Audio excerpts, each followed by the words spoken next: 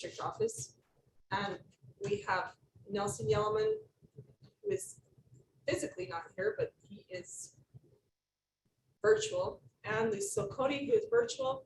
We have Mary Shumway, board member, Steve Black, board member, Lori Mon, board member, Superintendent Nelson, Business Administrator Tyrell Pemberton, and other administrative staff. So we thank you for joining us. And we need an approval of the agenda, if I can have a motion for that. I move that we approve the agenda. Second the motion. Lucille Cody, second. Okay, any discussion? Okay, all in favor? Aye. Aye. All right, we move to our sound request update by the superintendent. Thank you. Looking up at our quest visual up on the wall, we see multi-tiered systems of support. And of course, there's a lot of areas that we provide multi-tiered levels of systems of support. We do our PBIS and things along those lines, but we also have support in many areas. One of the areas that we provide support is in the area of our counseling programs. And just recently, in the last few weeks, we have had the state come down and do the 5-year review of all of our counseling programs. That's very extensive. It's a 5-year review. So it's the complete review of our programs according to the expectations, the standards of the state for quality programs. And they bring down a state team and they travel to the different schools and look at our programs and see evidence of the standards that they hope to see. Utah State School Counseling Specialist Dr. Michelle Galanti commended secondary school counseling programs for going above and beyond. All of our programs passed their review. Albert R. Lyman Middle School Counseling Program was selected to be a model school counseling program for the state of Utah. So that's even very outstanding that they were seen as actually a modeling program that would be used as an example. So we're very proud of them. We're very proud of all of our counseling programs. And, you know, this comes down through our director, Trevor Olson, and then all the support that goes down to the school, and then our counseling teams at the school. We're part of this review. We have a secondary counselors. They include Jeff Hunt at Monticello, Sherry Pugh at San Juan High, Jens Nielsen at San Juan High, Alex Allen at ARL, Rowena Littlehat at Whitehorse High School, Jeff Fitzgerald at Monument Valley High School, and Marlene Smith at Navajo Mountain High School. So I just want to pay tribute to them as an area of school support that just recently was reviewed and found to be doing a very highly effective job. And that's just a great example of the things that are happening in our Quest model for school support. Thank you. We appreciate their efforts. So we'll move to our board discussion and start the run our update on our redistricting voting districts. Superintendent. Yeah, let me take a quick drink of water. Oh yeah, you might need 10. No, I'm good. Okay, so I think I'll start here. There with just a quick summary of what we know. Yesterday in the county commission meeting, which the county commission has the responsibility to adopt maps for both the redistrict for the school board and for the county commission positions. They previously already adopted a map for the county commission precincts and voting districts.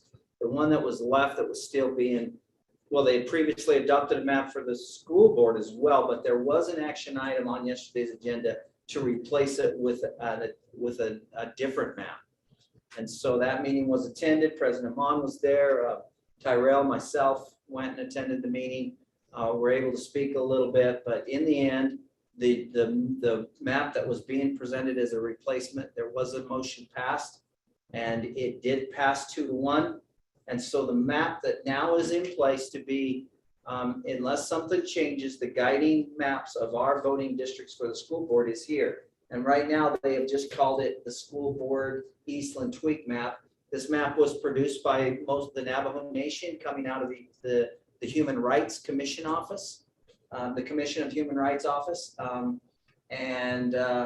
You can see kind of the makeup of the map and the boundaries. Now, this is not a map, and I've asked for a more detailed map, but blowing it up and then trying to look a little bit to Google Earth, we get a pretty good feeling, and this is not definitive, but it appears to all of us that have looked at it that there's a high probability that we have 3 board members that by this new map will be placed in District 4. That would be our Monticello representing Lori, President Mon, Steve Black representing presently District 3, and Lucille Cody representing District 4. It appears all now live within District 4. We will need to absolutely verify that once a little more detailed map is made available, but it does appear that way by those that look at it and blow it up and study it at this point. So then, the question comes in, what does that mean and how does that play out? And looking at state code, and again, running this by many people through many conversations, and also having an opportunity to speak to legal counsel on this, this is what we know at this point. The code is very clear that all board members are guaranteed the opportunity to complete the term for which the member was elected. So no one is removed from the school board in the event they're placed in any one district. You are guaranteed to complete your term. That does not mean that you're guaranteed to complete your same representation. It says after redistricting, representation in a local school board shall be determined by the following subsection 3. And it says if one member whose term extends beyond redistricting lives within a redistricted local school district, that board member shall represent the local school district. So if there's just one board member, after we adopt these maps, which these maps would be adopted January of 23. So basically a year from now.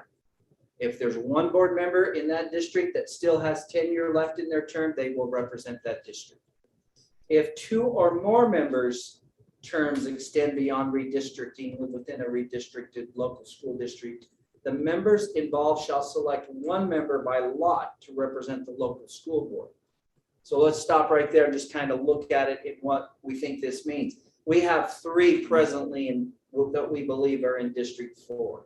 That would be Lori, previously representing District 1, or presently representing District 1. Steve presently representing District 3, and Lucille presently representing District 4. Lucille's tenure ends on December of 22. This December. The maps come into play on January of 23. Lori and Steve's tenure is scheduled to end on December of 24. So they would have 2 additional years that would continue. So we do have 2 or more members whose terms extend beyond redistricting, live within the same district. So it says at that point, you select one member by lot to represent that area. So I'm assuming a coin flip would probably decide between Steve, if we follow this out as it says, and Lori, Lucille's tenure would end, and for 2 years, and I think it's important that people understand this, and even those in the district that is affected the most, those that live in District 4, that their representation would be by whoever wins that coin flip, Steve or Lori. They would be represented for 2 years. They would normally be expecting to have an election this coming November, but that would not be necessary. So that would be put off. But that does open up with no representation in one. Oh, let me go back, because it does say that the other board member that was not successful would then become an at-large board member. So whoever wins the representation of District 4 is representing District 4. The other one shall serve at large for the remainder of their term. So, and that you can extend the number of board members while this plays out. So there's a good chance, good probability, instead of 5, we could have 6 board members for a couple of years as this plays out. Now that would leave Districts 1 and District 3 with no representation at that point.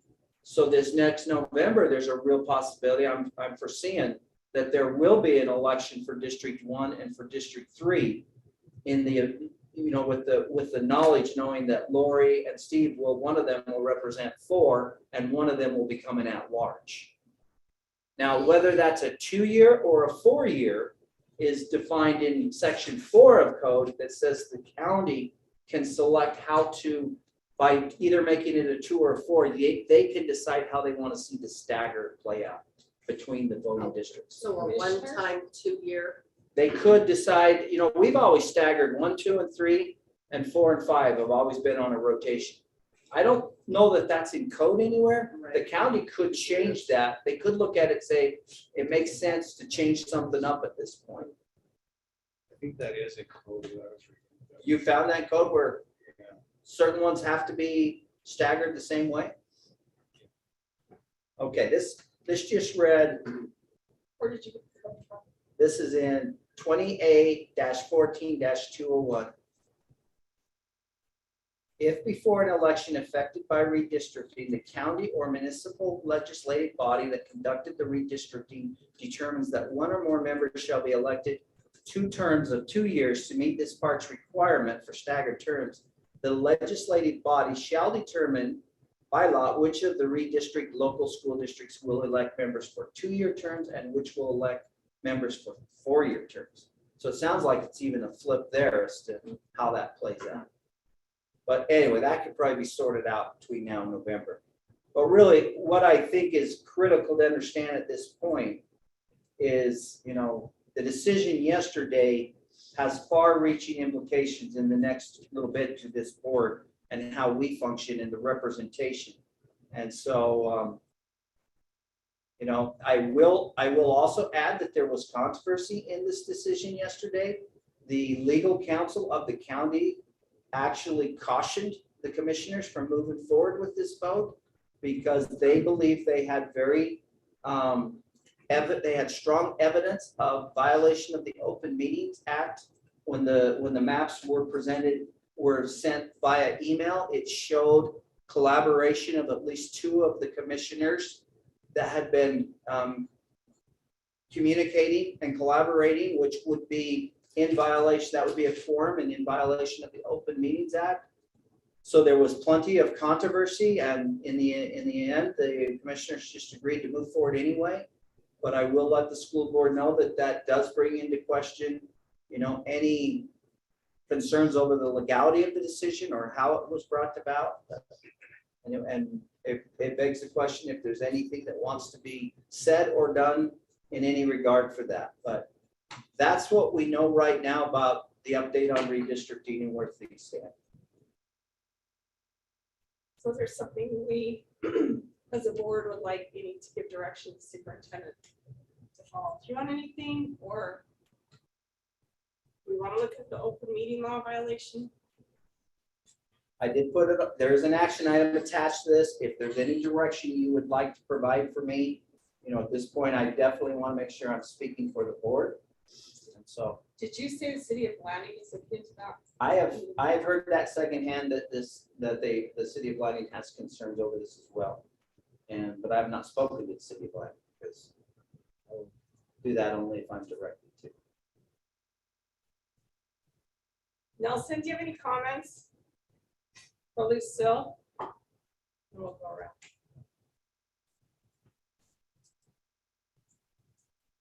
Are either of them still there? Did you hear, Nelson, did you hear me? I don't, not at the moment. It's a lot of information. Yeah, it is.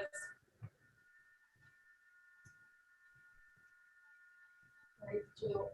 I think it's clear it's not in the best interest of each of the areas. Now, when there's districts involved where you represent or are voted for by a district, which all school board elections in the state, that's the requirement. None of them are elected at large for the whole school district, if I understand that correctly. And there's good reason why that's done. And if people don't live near the parents and the students of who they represent, we will not be as effective. It's very difficult to be as effective. It's not in the best interest of students and education and communicating with parents and getting a community feel. We call them LEAs, local education agency. This becomes much bigger at that point when we're so far removed, or any board member is very far removed from students and parents that they're representing, it becomes less effective. And I would hope that there is something we can do to help convey that message to the commissioners, and that all of us as board members will do what we can to personally to convey that message to the commissioners, that it's the students we're representing, and it's the parents and the students. We're here to educate them and do the best that we can. And it's always done when we have better communication and better understanding of each community and the needs in those communities. So I personally am urging each of us as board members to reach out to the commissioners, to our area. So for instance, Lori, Bruce Adams, he lives in your area. You know him, you've been around him your whole life because you live in the same area. And Bruce is mine as well, since they changed that. I live in the north part of Landing, so I live closer to Monticello, and he represents me. And then Steve, I guess yours is, yours would be Kenneth Maryboy, and then Lucille, yours would be Kenneth Maryboy as well, and then Nelson, Willie Gray Eyes would be your representative, which makes sense. We all live closest to those people who are elected for the benefit of the county. So I'd like to know what, that's what I would suggest, and I would really like us to put that effort in, since we've been elected to be the 5 people responsible for the education of students in San Juan County. Is there I know the county's been given an extension on those maps, but wasn't the deadline December 31st? Now, what is it, January 31st? Yeah, and that's also kind of a moving target. Visiting with Mr. McDonald, the county, director, he did state that originally the end of December was one that was expected for all counties to produce these maps. But then it could go into January, then they wanted them by the end of January. So that's where it stands, as I know right now, that they wanted them by the end of January. So if it's still But I don't know if fluid, that's a hard deadline or if it could still be negotiated to be extended. I don't know. so I'm saying, is it still fluid that we can have time? Or Nelson and Lucille, are you willing to reach out to your representative? Is that how you feel?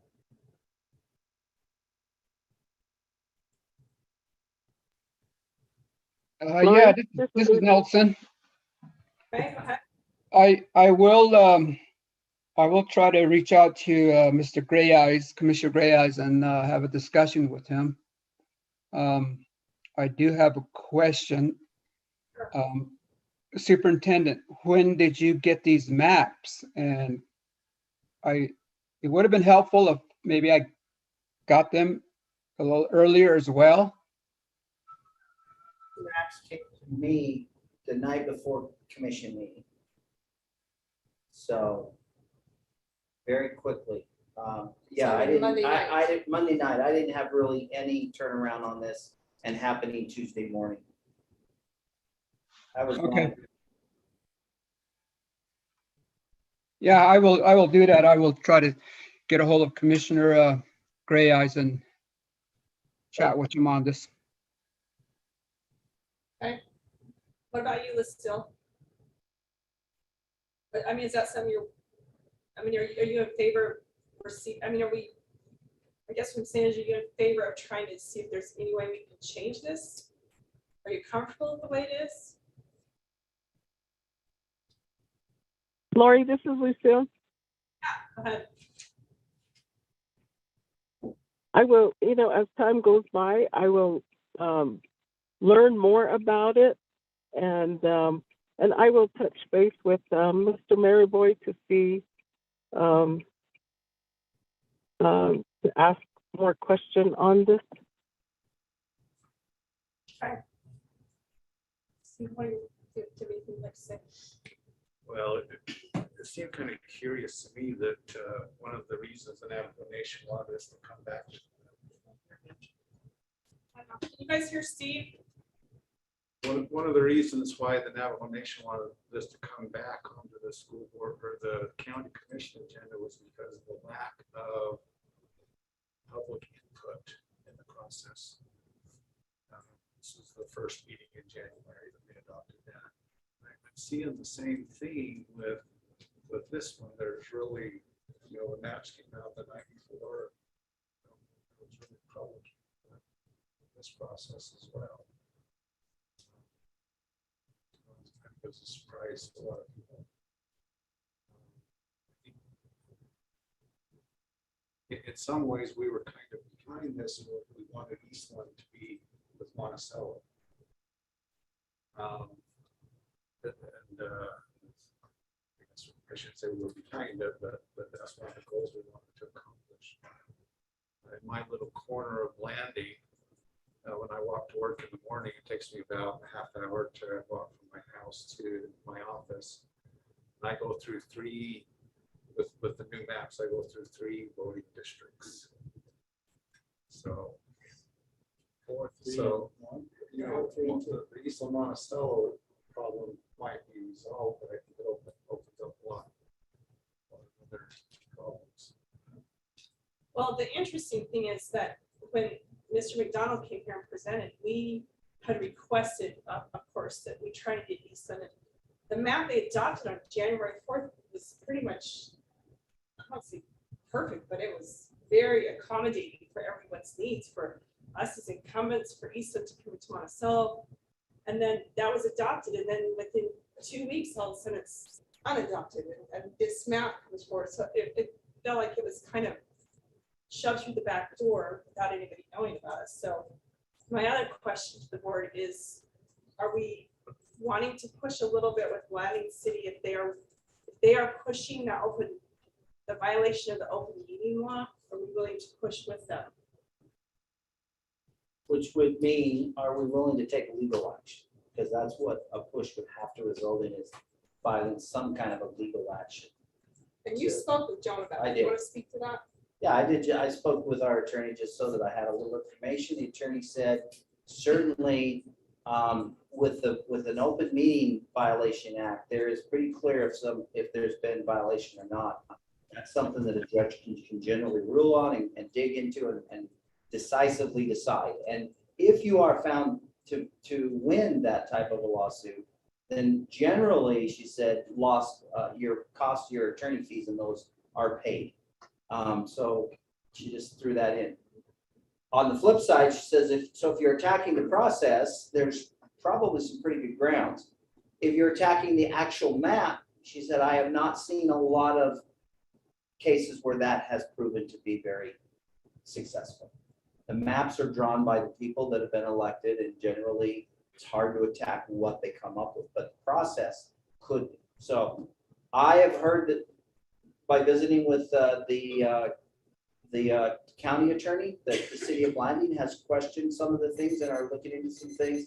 If the board directs me to, I could certainly reach out and see what they are looking at. And if the board wants to be a part of that or get further information, I can bring that back. I want to make a note on this whole process that we don't have a lot of time. There's deadlines for these maps and for what's happening here. So if we are going to individually talk to our representatives as board members, as a board member, now this isn't a vote or anything, so we won't say as a board we decided this, because we haven't. But if each of us believe personally that this isn't in the best interest of students in San Juan School District and their parents, and then we do need to act quickly on this. It's not like we have, weeks to learn more about it or anything like that. It's just if we want the districting to be where we represent people around where we live and have that opportunity for students and their parents, it's got to be something we do quickly. All right, this comes to an action item. Further discussion on that.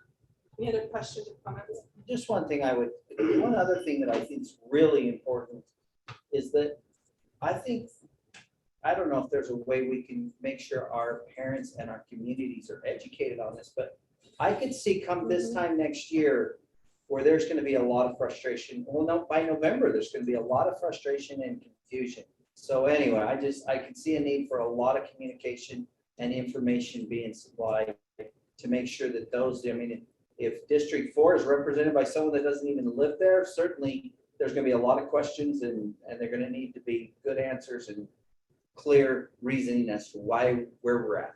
So, yeah, so Lucille, have you had a signal the whole time? Did you hear the explanation from the superintendent about that when you're, if this moves forward the way it is, it sounds like to me that you will no longer be a school board member nor have the opportunity to even run again the next time. Is that? She would wait, that office will open back up in 2 Yes. years, but But not there the would be a normal 2-year time. period where you wouldn't be able, you wouldn't have the opportunity, and then either Steve or Lori would represent your area.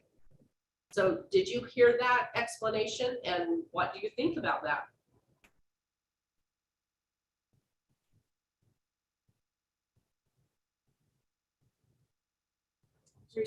So my question is maybe it'd be, if we're feeling great concern about it, maybe we need to hit some of the communities and let the message be heard instead of just us as individual members going to those representatives. So would you be willing to maybe we have, I mean, I realize COVID's pretty strong, even we have virtual meetings down in Nelson's area and Lucille's area at least, We could to try. let them be aware of what's going on, and they would have the opportunity to reach out to those commissioners also.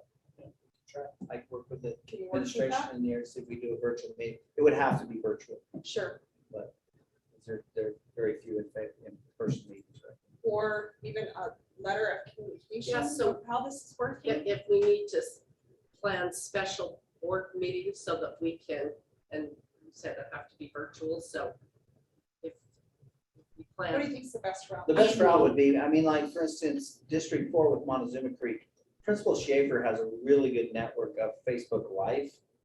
That's how she has definitely very effectively communicated with her stakeholders and parents. I would tap into those type of things that are already in place to try to make sure we're utilized. That would be the most effective. Well, at least they would have the opportunity to know and do not feel blindsided, because we felt blindsided. At least they would have the opportunity, and if they chose to reach out to those commissioners, they have the opportunity also, so hopefully you can work with her on that. Okay. All right, President Mon, yes, go ahead. let me give you folks a hypothetical answer that Mary had asked. If this was happening in my district, there would be a pushback from the community, the parents, of having a representative clear out from Blanding or even further north, representing them here, as well as Navajo Mountain. Just wanted to let you know that. So would you be willing to try and get the information with the superintendent to your community so that they could also reach out to your commissioner?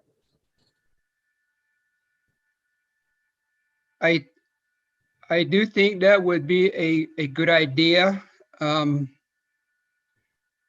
We need, like Mary says, we don't have much time, but whatever little time we have, if we can just get the information out to as many parents and community members, Okay, would help. all right. so what I'm hearing, I mean, we don't have Lucille on anymore, but it might be helpful to get each community, because these maps changed and then they changed.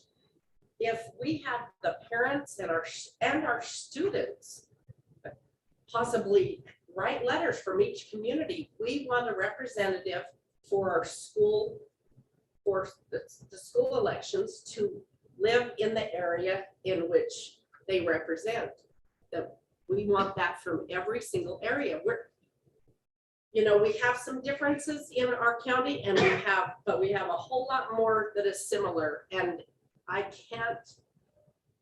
would like to know if there's anybody that would come out of the woodwork and say, I live down in southeastern corner of this county, but I really want somebody in Monticello to represent me, or somebody out to Old Jado. You know, I live in Old Jado, but I really want somebody in Blanding to represent me, and vice versa. I don't think we can find one person who would make a statement like that, that I live in Monticello and I sure wish that somebody in Bluff represented me. We're very much the same that way, and I don't think we're gonna find one person who would say they want somebody who lives far away. Every single person in this county is going to say they want, I believe that's what we would find. Would it be beneficial to get our communities, our local LEAs, or, you know, the communities themselves in each community to express that to commissioners? Well, and We that, all have the same goal, everybody in the whole county. which is what I think you're gonna try and do, you know, maybe it's doing a presentation that's live, that the feed, that it can be distributed to each community, even though it's virtual for the river region, but that you're explaining exactly the way it is. I think really a lot of it's a lack of understanding because no one's been informed, which is the same with our problem. None of us were informed. So if you could work somehow, and I'll work with you on that, whatever we need to do in the next 2 weeks. We need those communities to have that input. Yes, every single community, because it's, they need to know that that's one way. We are all very, very much alike, but in the things that we have differences, then that's our opportunity to have those small differences that we have throughout our county, is we have that representation. All right. Okay. We will move on from that. I think the superintendent's going to generate some good ideas and let us know what we need to do. So, okay, Christy, TS School Land Trust Amendment. On to a brighter topic. There you go. We hope so. All right, this should be pretty quick. We aligned with the goals that we already are working on in the school, and just look at the resources, the additional resources we weren't able to use last year, look at how can we support students through the end of this year. So just wanted to just touch on this briefly. So what they're thinking is to have individual manipulative kit for every student in the school. So the teacher would have those organized, the math supplies that they would use in the classroom, whether it's base 10 blocks or dice or, you know, shapes, whatever it is for the grade level. And that those would be organized and separated by students. So part of this is a response to having their own single set of manipulatives and making it organized for the teacher and ready to go. So purchasing, we have a lot of those supplies already, but just adding some additional, we need to purchase more to make a classroom set. Then that classroom set would stay in that classroom for whoever is in that classroom in the future. So that includes some supply money. It also includes having someone come in and put those together. So we're not proposing that we hire another paraprofessional. What we would do is take some of our part-time paraprofessionals, or even someone who subs in the school, to come together and put those kids together. So that's why there is an amount for salary benefits. Also, some purchase services. We've worked with a consultant in the past who's done math circles. He actually, during COVID, put some videos together for math circles. So those are being used in the school, but it's not quite the same as having a consultant there running some of those math circles. So we put some recommendation for the parents was to have him come back and do some work again with the school, which he's willing to do. And then, so that aligns to the math goal. Looking at the reading goal, the two things that were requested is one, the summer bridge books, which we typically purchase for TES every year. They're the books that do summer learning for the kids at home. The planning would be that we would purchase those now and send those home now. So it wouldn't just be for the summer, but if students are missing school for any reason, they could work on those as well as any other resources from the school. So it's more of a continual time. And then the other amount of the money would go towards some home reading. So kind of like a take-home reading library, but they really wouldn't be bringing it back and forth. And we could do it by family. So we'd want to purchase some type of container and then purchase some culturally relevant text that they can use. So if they have multiple students in the building, we could do a multiple, reading levels of different books. We work with our library media specialist and do stuff with picking out some of those things that would be culturally relevant, and very Lady Yellowman, who helps us with that already with the school library. So she could help us with that, but pick out some resources for families that students would enjoy. So that's You can see the breakdown from there. Altogether, it's about $21,000, with 13,000 going towards the math goal and about 8,000 going towards. Any questions? Nelson, Lucille, any questions? So I have a question. No question for me. You know, When they take them home during the summer, but now they're going to take them home earlier, is there any way to track that? Do we know if those resources are being utilized and if it's increasing their education, or is it, you know? what do we know? Yeah, and I mean, I think that's always the question, right? Are they really using this? Because we've been doing this for a number of years. Really, our factor in measuring that is the parents keep requesting it. So, I mean, there are parents, I mean, the school committee council came up with this. This wasn't the teachers took this or the principals said, think about getting this. It's the parents requesting that again. So that tells us at least some of our parents are feeling like that it's a useful resource. What we've talked about doing in the past is if a student brings back that book at the beginning of the school year, they get some type of prize for having done some of the work in the book, or a certain amount. So that definitely is something the school's looking at to say, if you bring it back and we can verify that, then you get a prize for doing that. So they are workbooks. It's one work, they get one workbook. It's called Summer Bridge. It's on Amazon, it's on Learning Supply, any of the educational resources, but it's specifically designed for that bridge between one grade level to the next, so that they, maintain their. And it is a workbook, so it, has different activities in there. It's not the most engaging. There's other ways to engage students better, but it is something that is easy for a student, if their parent says, hey, can you just get in and do this for a few minutes each day? Right. It gives them a start place. Yes. To And go. we have had students in the past who come back and said, I did my workbook, and, we have seen evidence of that, but I don't know that we have any data that is like how many students have just. Well, I asked that, specifically because the goals in here are supposed to be measurable, are we spending the money, and then what's happening from the money being spent? Right, So and it I would be think that- nice to have some kind of a, And I think that the measure is always hard when you're looking at the plan, because you put in all these interventions. So you look at how many action steps, they've got 7 action steps. So at the end, when we measure the outcome, like which of those action steps really was the thing that made it happen? Like that's always the challenge we have, is trying to determine what is the piece that's going to work best. And sometimes it's, individual students, like maybe for one student that really did help them because they did it, right? Right. And for another student, it was that their teacher had that planning time because we had that special, so that they could plan directly the intervention in small group and track the data. So maybe for the other group of students, maybe that works. So it's really hard. yeah. Yeah. I like the idea of an incentive for them to bring it back finished or 3/4 done, or, something. Yeah. But, a few pages in it. But I like that idea. Yeah. So. Then it's very individualized. And, So I mean, I'll definitely let this workshop know that, see where we go with that. But that's definitely something that's talked about doing. So. okay, thank you. Okay, Ms. Holt, come on up. This is really our straightforward third visit for the spend plan for baseball from Monticello High School. So this is with the transition of a new coach. This was submitted, just a few minor changes in the description. Everything else stayed the same. So to include the hat, the hoodie, the pants, and the shirt. So this would be our third opportunity to look at this and decide if it's good to approve, or if we have any concerns that we need to take back and share with them. Any questions? So it will be an action item. Yep. Yeah. Okay. Okay, I well, think that was that's easy good. enough. All right, thanks. Happy day. Yeah. We should have an answer. We're the 3rd month into it. Yeah, So- very few questions, right? All right, Superintendent Comments. Reentry.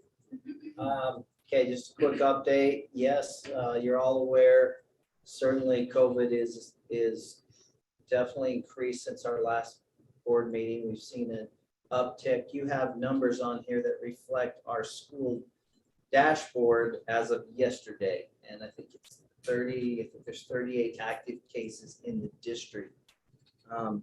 2 things that are still, to note, make sure we're aware of. One is we know that there's kids that go home sick with COVID and they are not tested. We very much are pretty much aware of that. But we also are aware that there's other sickness in the county because we have had a number of people test both negative for strep and negative for COVID, and then there's other things that are playing out. So there's a lot of sickness in the county right now. We have seen a challenge with our attendance. In all areas of the county, our attendance has not been strong, but it's dipped as low as I believe in the 60% in some places for a certain amount of time. But again, when we get together and when we talk as educators, when we were 100% virtual, we felt like we were probably reaching 10% or less of our students. So we can get 60 to 70, 80% there. Even with that attendance, we are probably way ahead, in our opinion, in the education world of trying to reach our students. We are not putting any pressure to stay at school sick. We're encouraging our staff and our students to go home sick if they're sick. We have felt a pinch with our staff and keeping our buildings staffed. It's been a challenge. Our schools have been amazing in adapting. I will tell you, I think they've been pretty resourceful. You need to be aware that there's probably been teachers covering some prep hours and things like that, that I'm not even fully 100% aware of, but I know I've heard that there's definitely some resourcefulness going on to keep our classes going with. We do have a fair amount of staff that at times are homesick. But I think I would really commend our staff and our teachers, our support staff, our students, our parents. I would commend them because I think that we have moved forward this year about as well as could have and still kept education strong and a priority. And I think that all of those stakeholders have played a role. And so I don't know what the next month brings. You read the paper and you wonder, but we will continue to make the best decisions we can. We'll continue to move forward. I do have a letter on here that I wanted to make sure the board is aware, and if they had any questions. This was a letter that the governor sent to all superintendents about a week ago.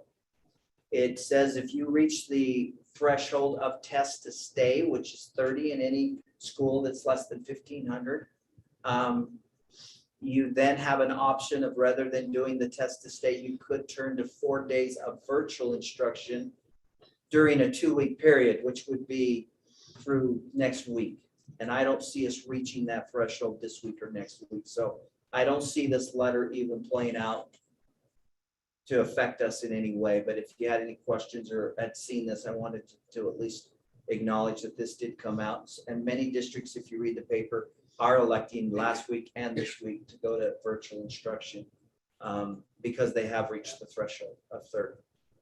So that's kind of where it's at. There's still a lot of political turning to this whole thing as far as even mask and mask mandates. If you're following the legislative session that just started yesterday, I read an article that says the first business that they put their radar on was they are now taking action to some degree, whether successful or not, to target, you know, the mask mandates that are in place in Salt Lake County and some of those things. And so it's still a lot of political turnings, and which way it goes and all that it ends up, I can't predict. But I think San Juan School District staff, students, parents, board, all the way through the leadership have done a tremendous job in trying to navigate this pandemic, starting well over, nearly 2 years ago. And we have kids in classes, and we have education happening, and we have extracurricular happening. And for the most part, I report good things are happening out there. We'll continue to adjust. Okay, any comments? Okay. We will move to our fee waiver and spend plans. Comment? Oh, go ahead, Nelson. Regardless of all the politics, at the local level, as a school district, what can we do additionally to what we have or don't have to help keep the students safe in our schools and the staff as well?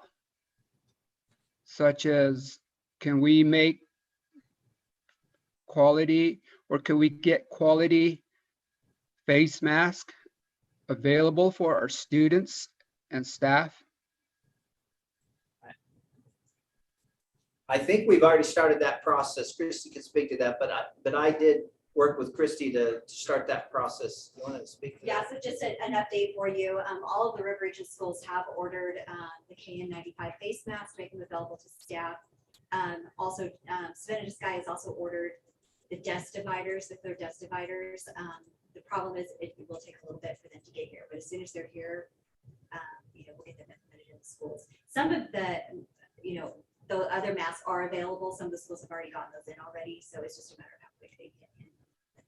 And where they're not available, I see a lot of double masking too, Yes. which is highly recommended. Yes, so that in talking to the school nurse, that was her recommendation, is the double masking. So we have had principals, check in with staff and teachers and just let them know, if they want 2 disposable masks, they can have 2, like whatever their need is. There has been some individual requests as well, so we're meeting those. So if you know of anyone that has an individual need, I know we've worked with the business office and our supply budgets to make sure if there's something specific that we need as well. Yeah, Well- go ahead. Go ahead. And then also for the future, what about ventilation systems in our building? Are we going to address that at some point, or do we just wait for the next virus to come around and then squirm?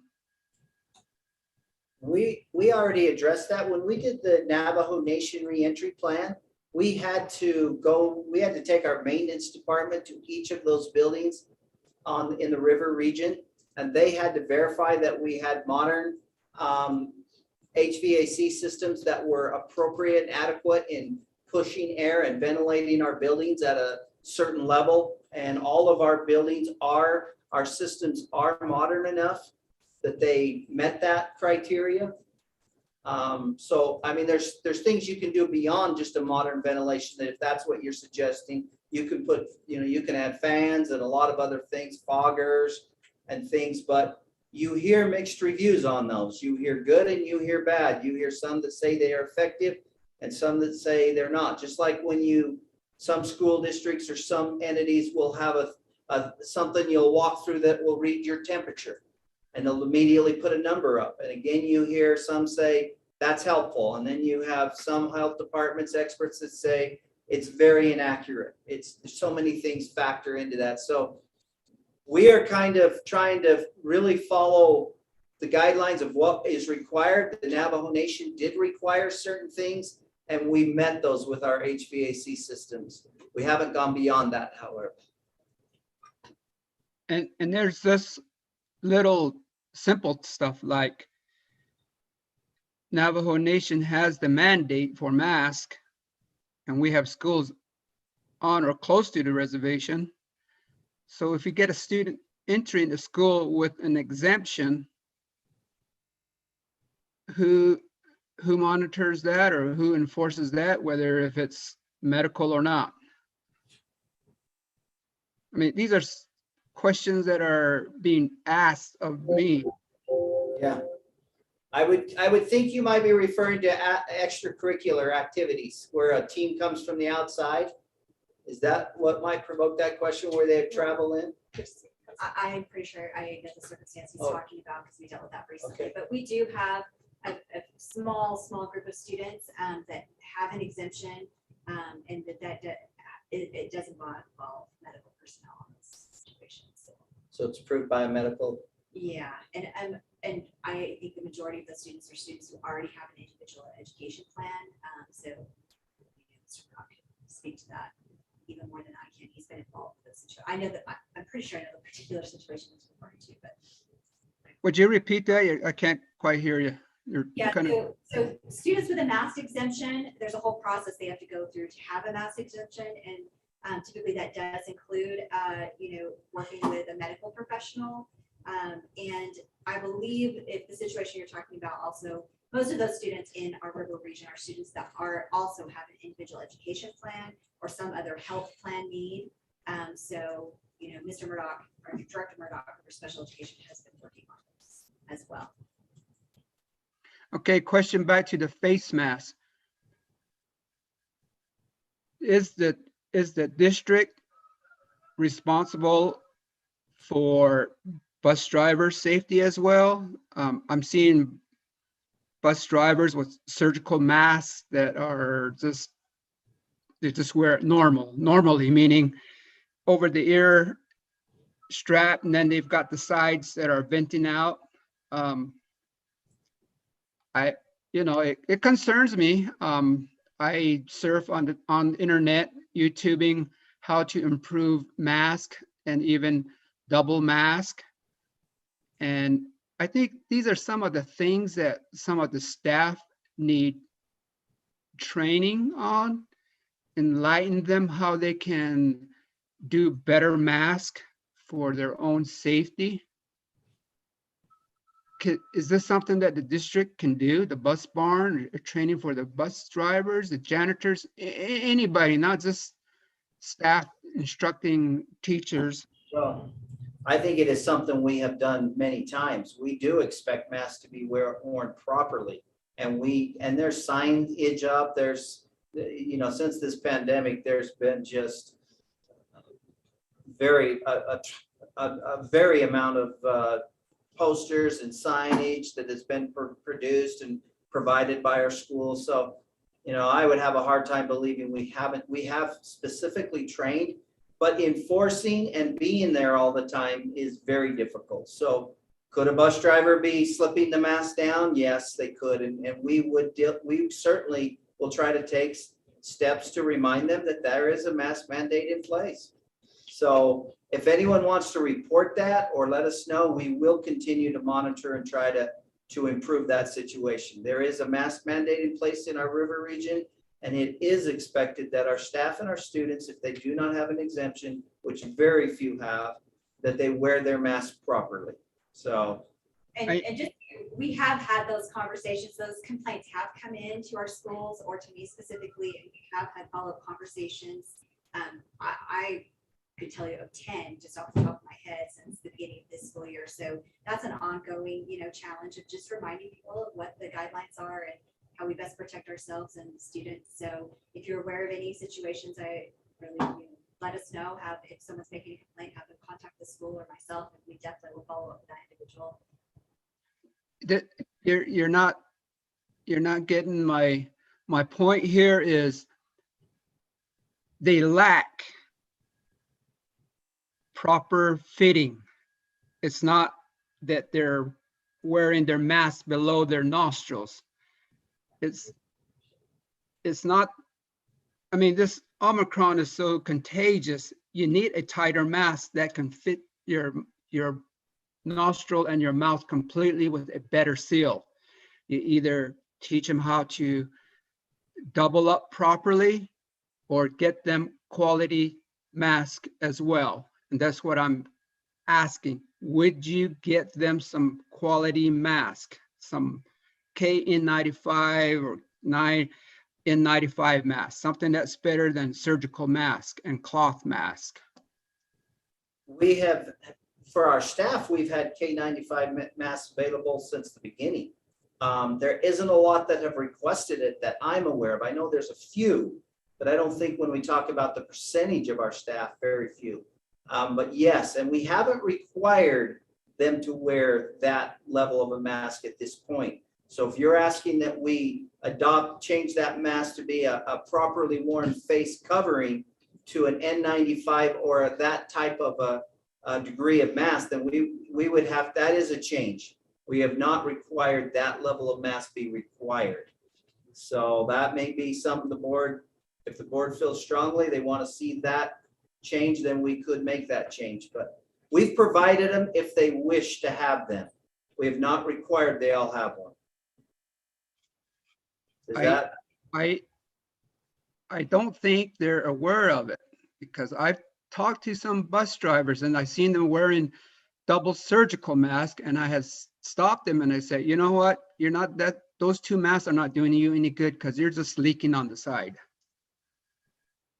So I showed them how to do a knot on both ends and cup shape the mask, and they were surprised. Say, oh, we didn't know this. And I said, on top of that, wear a cloth mask. Get one with another 2 or 3 layers. The more layers, the better.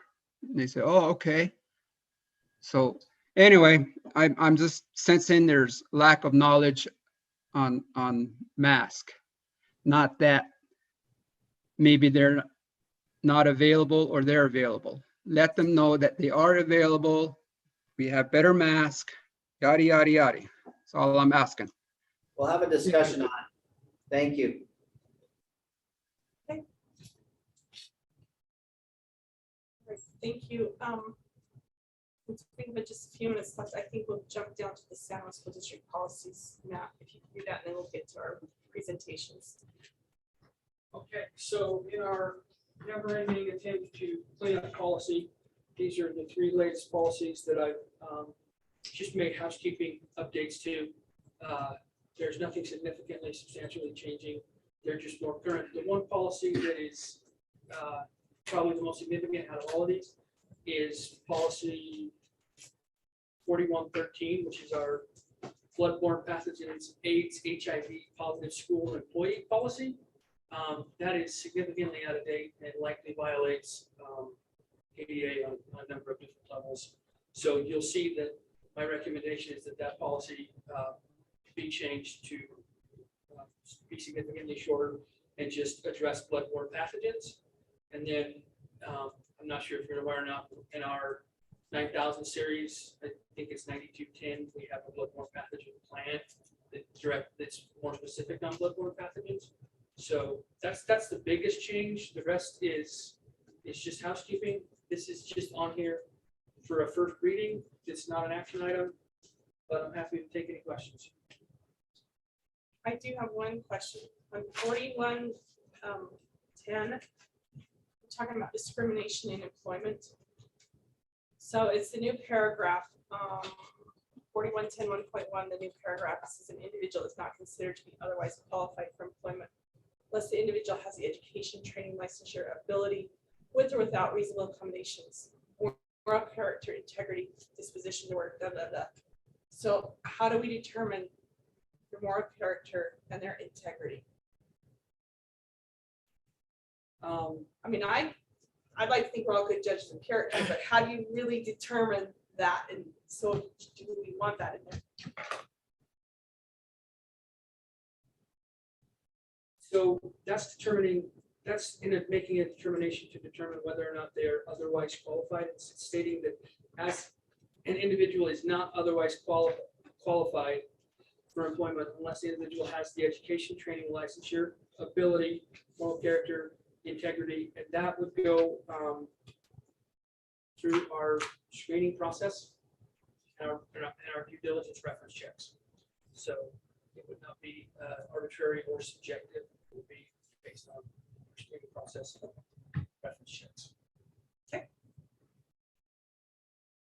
All right, thanks. Nope. Mrs. Jacobson, would you like to be our first guest? We're glad you're here.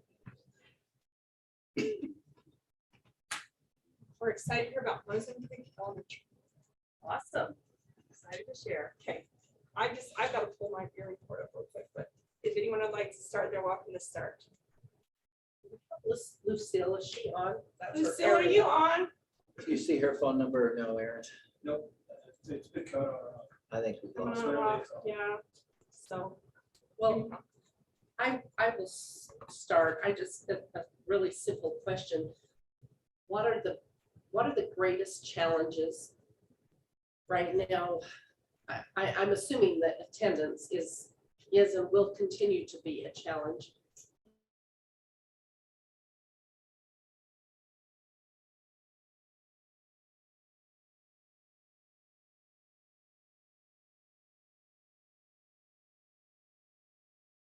We're done at home and To our students who are on quarantine right now, we have about a dozen with COVID that I'm aware of.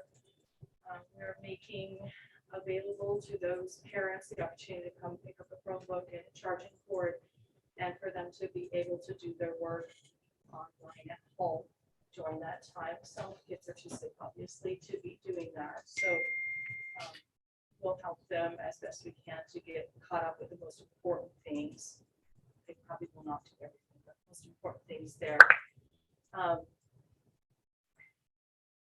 I feel like what we're we're seeing is the aftermath of Christmas parties and New Year's parties. So I think that my attendance will go back to where it was at. We were in the 80s for a while.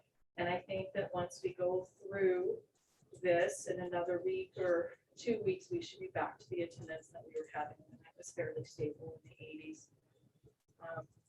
I have been, some parents have requested to go online, not very many. I've talked to 2, 3 this week and wanting to shift their kids to be online, but we're providing that support and helping them make that transition.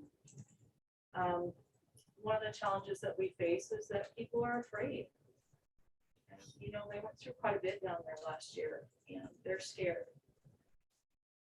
Staff members are scared, the students are scared, and so we're just very closely following protocols. And I'm doing what I can to help them feel safe. We're providing the KN95 masks in the building and to the staff members. We provide masks every day. We hand sanitize. We follow a lot of very strict protocols down there to help keep our students safe, making sure that they're sanitizing and all of that as they're coming in and out. I feel really good about what's happened. We haven't had any outbreaks. We've been very open with our parents about what's going on and things like that. So I feel good about where we're at, and I think that, you know, things will settle down. Thank you. Intrigued about your challenge or obstacle number 2, where you're saying teachers are having to go back to the previous grade level and reteach that curriculum in addition to what they're supposed to be teaching. Just wanted to get your thoughts on what are some things you might, ideas that you've had to tackle that problem. A lot of that reaching back down is happening in our small groups. And that's the opportunity when we are able to really target the skills that our students are missing. Just to kind of give you an example of that. If you look across the river region, our first and our third are the lowest scoring grade levels, and you can see that they missed out on some educational opportunities. And so we have been taking them back, like in our small groups for our first grade.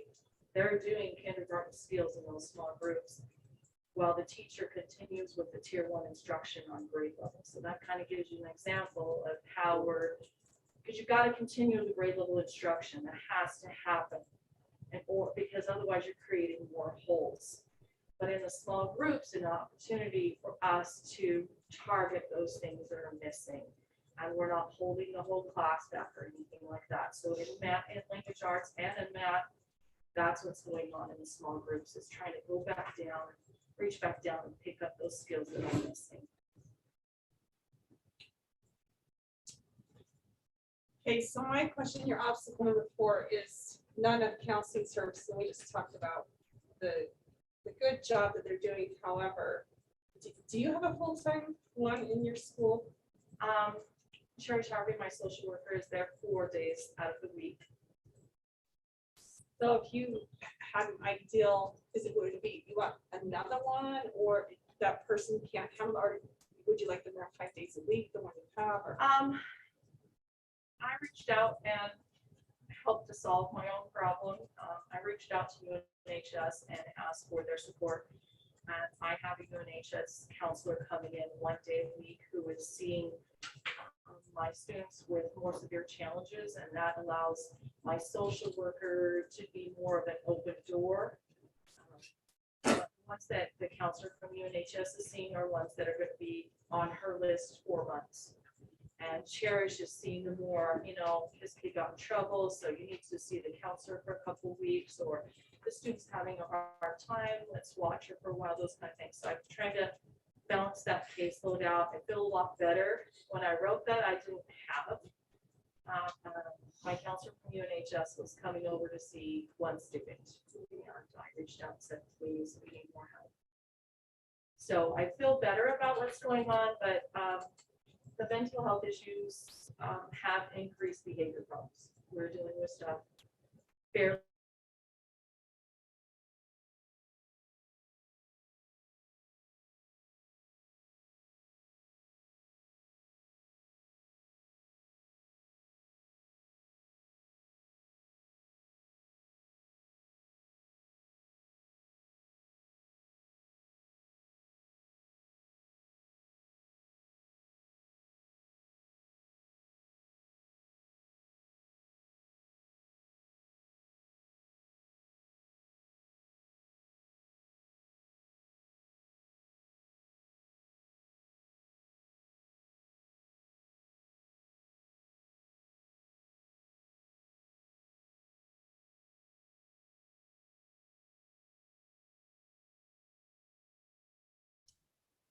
Hello?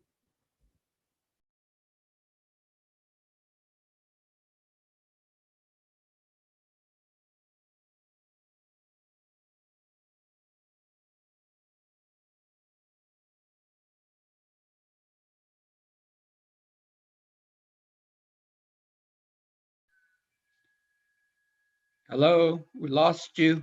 Hi, Nelson. I can hear you, but I think we lost the meeting and I chatted with Aaron Brewer, trying to get Aaron Brewer to join us back into the board meeting. Yeah, I can hear you as well, but I'm not hearing anything from the district. Yeah, I'm trying to get Aaron to fix it for us. Okay, thank you.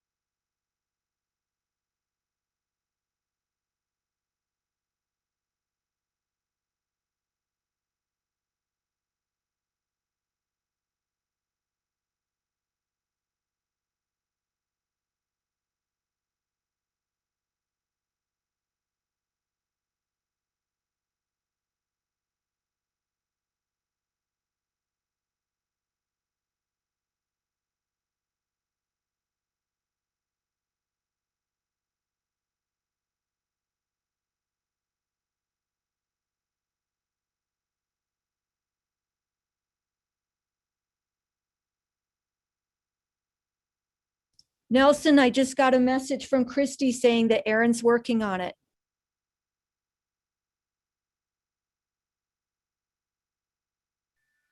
Okay, thank you.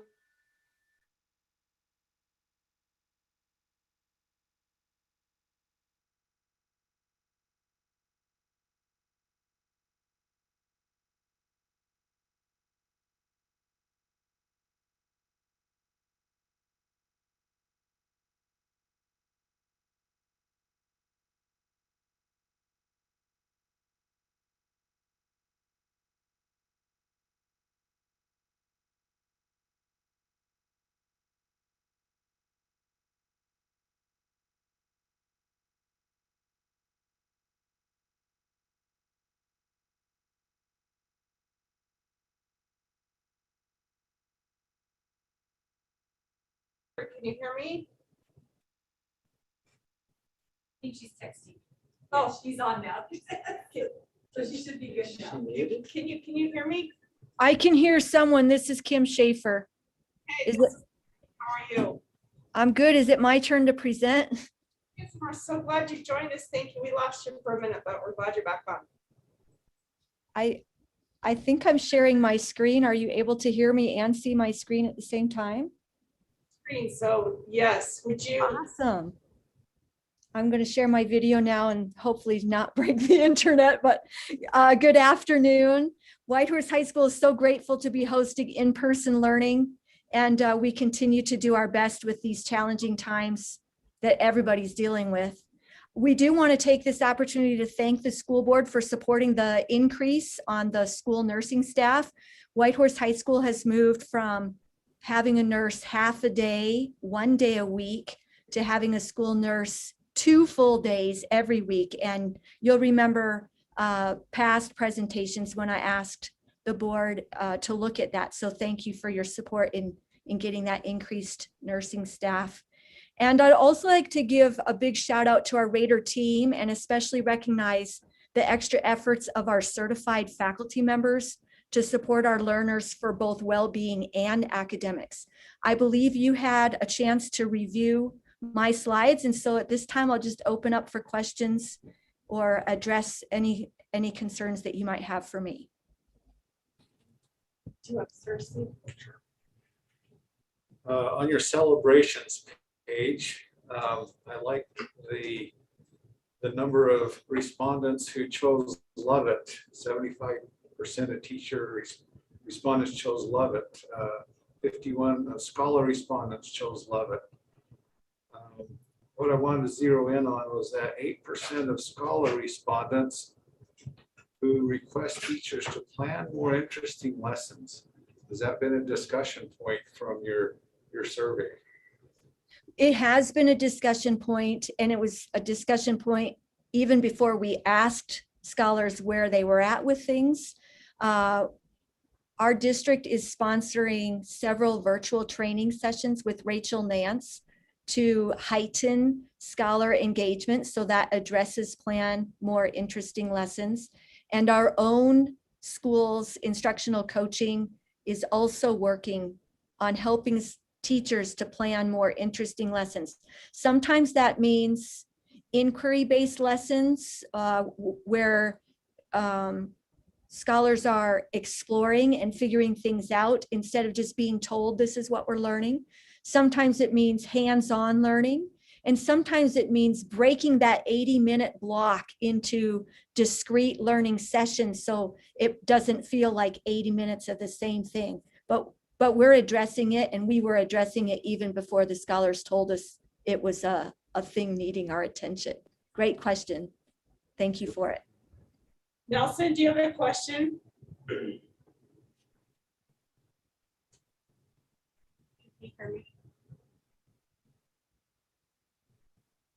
No, I don't. I'm sorry. I don't. I lost you, but I'm back on. Okay, Mary, do you want to go ahead? Yeah, just to follow up, that was what Steve brought up as what I was interested in, as well as the longer class period, the AV schedule, how that's going now that you have in-person learning. And then something you just said, that you were already working on that before the scholars let you know that that was something that was needed. So what was your process, and how do you get that information from your scholars, that give and take?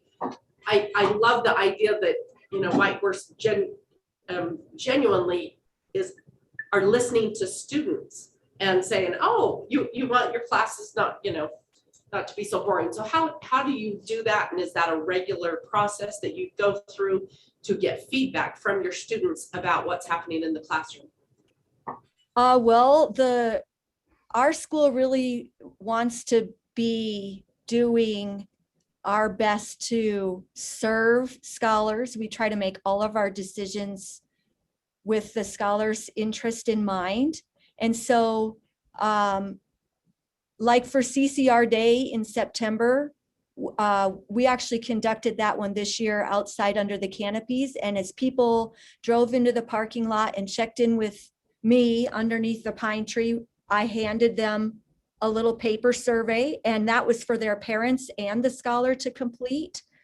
And that helped us to know how many scholars felt very confident, somewhat confident, needs help on submitting assignments in Canvas, emailing a teacher, those different things. And then we addressed those, what the scholars and parents were telling us. Then we started addressing that in late September, early October. This survey that we gave about the 80-minute block was just done right here when we came back from winter break, and it was a paper survey that we handed to scholars during advisory. And then it just came right back to us and we tallied.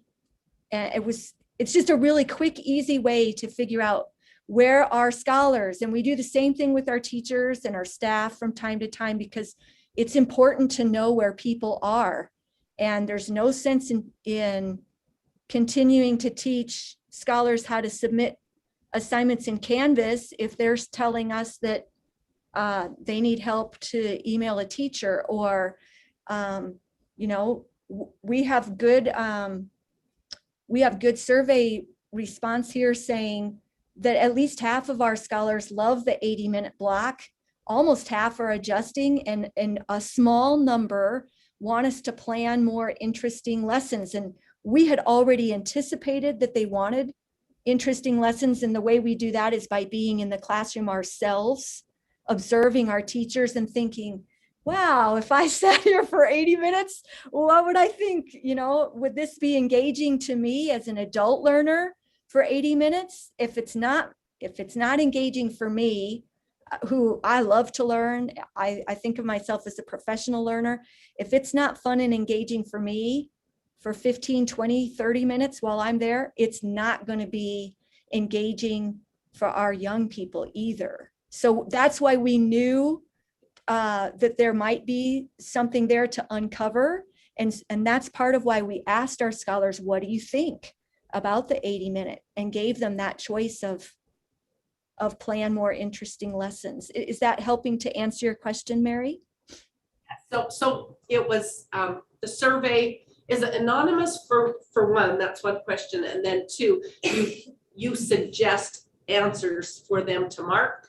Yeah, sometimes. And sometimes we just throw out open-ended questions like, what more would you like us to tell? What more would you like to tell us? Sometimes it's anonymous. This one was anonymous. Sometimes it's specific, like in the fall when we did CCR Day, we asked for the scholar's name, because if somebody tells us they're having a problem with something, we want to be able to go back to them and help them solve their problem. We don't do it the same way every time because we're seeking different information at different points. Okay. Well, thank you. And I love that you're getting input from the students, from those people you're serving. It makes all kinds of sense. And Yeah. Thanks, Mary. Not to dwell on the negative, but I'm looking at your challenges. Yeah. I mean, with your referral rate up, and I'm sure that has a lot to do with everything that's going on, and how you're trying to deal with that. So what do you feel you're getting a handle on this? I mean, obviously it's a lot higher than it has been. Yeah, so challenges are not necessarily negative. They're just challenges that need to be addressed. And our behaviors are up. Sometimes I think that that's because our scholars were somewhat unsupervised for a year and some. Sometimes I think it's because they're self-medicating, because they're dealing with increased isolation, which can bring about depression and other feelings. But I do think that we're getting a handle on it. I don't think there's a cause for an alarm. I just wanted to register with the school board that we have those three major challenges. And we're also seeing an increased number of scholars failing required classes. And you all have seen our data for a number of years to know that, that we had a very good handle on that. And we know it's an issue and we're not letting it slide any further. And some of both of these things, the increase in major behaviors and also the increased number of scholars failing, has got to be that they haven't had a chance to really process the pandemic and some very traumatic things that happened. Some people had greater trauma than others. And we have no full-time social worker at our school. So sometimes we feel very stretched thin between myself, our assistant principal, our counselor, and the the school social workers who are here when they can be, trying to address our scholar needs. And so, yeah, there are challenges, but I do feel like we're addressing them. I don't feel like it's getting out of hand or away from us. I put these up here as a proactive sort of like, hey, we've registered this. It's the middle of the year. We're doing some things to resolve these challenges. The no full-time social worker at Whitehorse High School, you know, we've advertised everywhere. Trevor's been really helpful at the district to try to find somebody. And there's probably a shortage in mental health professionals across the United States right now. So we're just dealing with that. I hope that that's answering some of your question, Lori. Maybe there's a follow-up there. I know that is a stress for each of you and, you know, and your teachers. And so I did see your attachment that you sent in that email today about your teachers. And yes, we do acknowledge the good work that they do and thank them. And what a great thing that was to see and how you highlighted the good things that they're doing. So thank you very much. We do appreciate them and appreciate what you're doing. And so my last little comment, so I looked at your pictures on your very first slide. So real quick, there's a little sign with Mr. Simpson with Twin Rocks Cafe. So do you have people that are able to come in and help those scholars? Is that tell me what you did with that. The Twin Rocks Cafe was our mock interview day that Sandra Capitan set up for CTE. She teaches CTE internship, and part of that class is being able to interview. So this is a mock interview. Twin Rocks Cafe joined 9 other agencies to conduct these interviews. And the scholar sat to answer the interview questions. And then somebody like Steve would have marked the rubric. And then scholars had a chance to go back to the person who interviewed them and be coached up to do better on their next interview. And I believe they ran a second round where the scholar got to go to someone else and do the interview. And we brought people in like that we said that they were essential to the educational environment. So we had someone else come in for science where they presented following our safety protocols. And we listed them as an essential guest because it's part of the curriculum and it's vital that our scholars have that experience. Awesome. What a great activity that they were able to participate in. Thank you so much. Oh, Lucille. Lori? Go ahead. Can you hear us now? Yeah, I would just like to thank Kim, Mrs. Schaefer, for doing a great job and for putting herself on the line. And a shout out to all our certified faculty members who continue to go above and beyond and support our Whitehorse High School learners.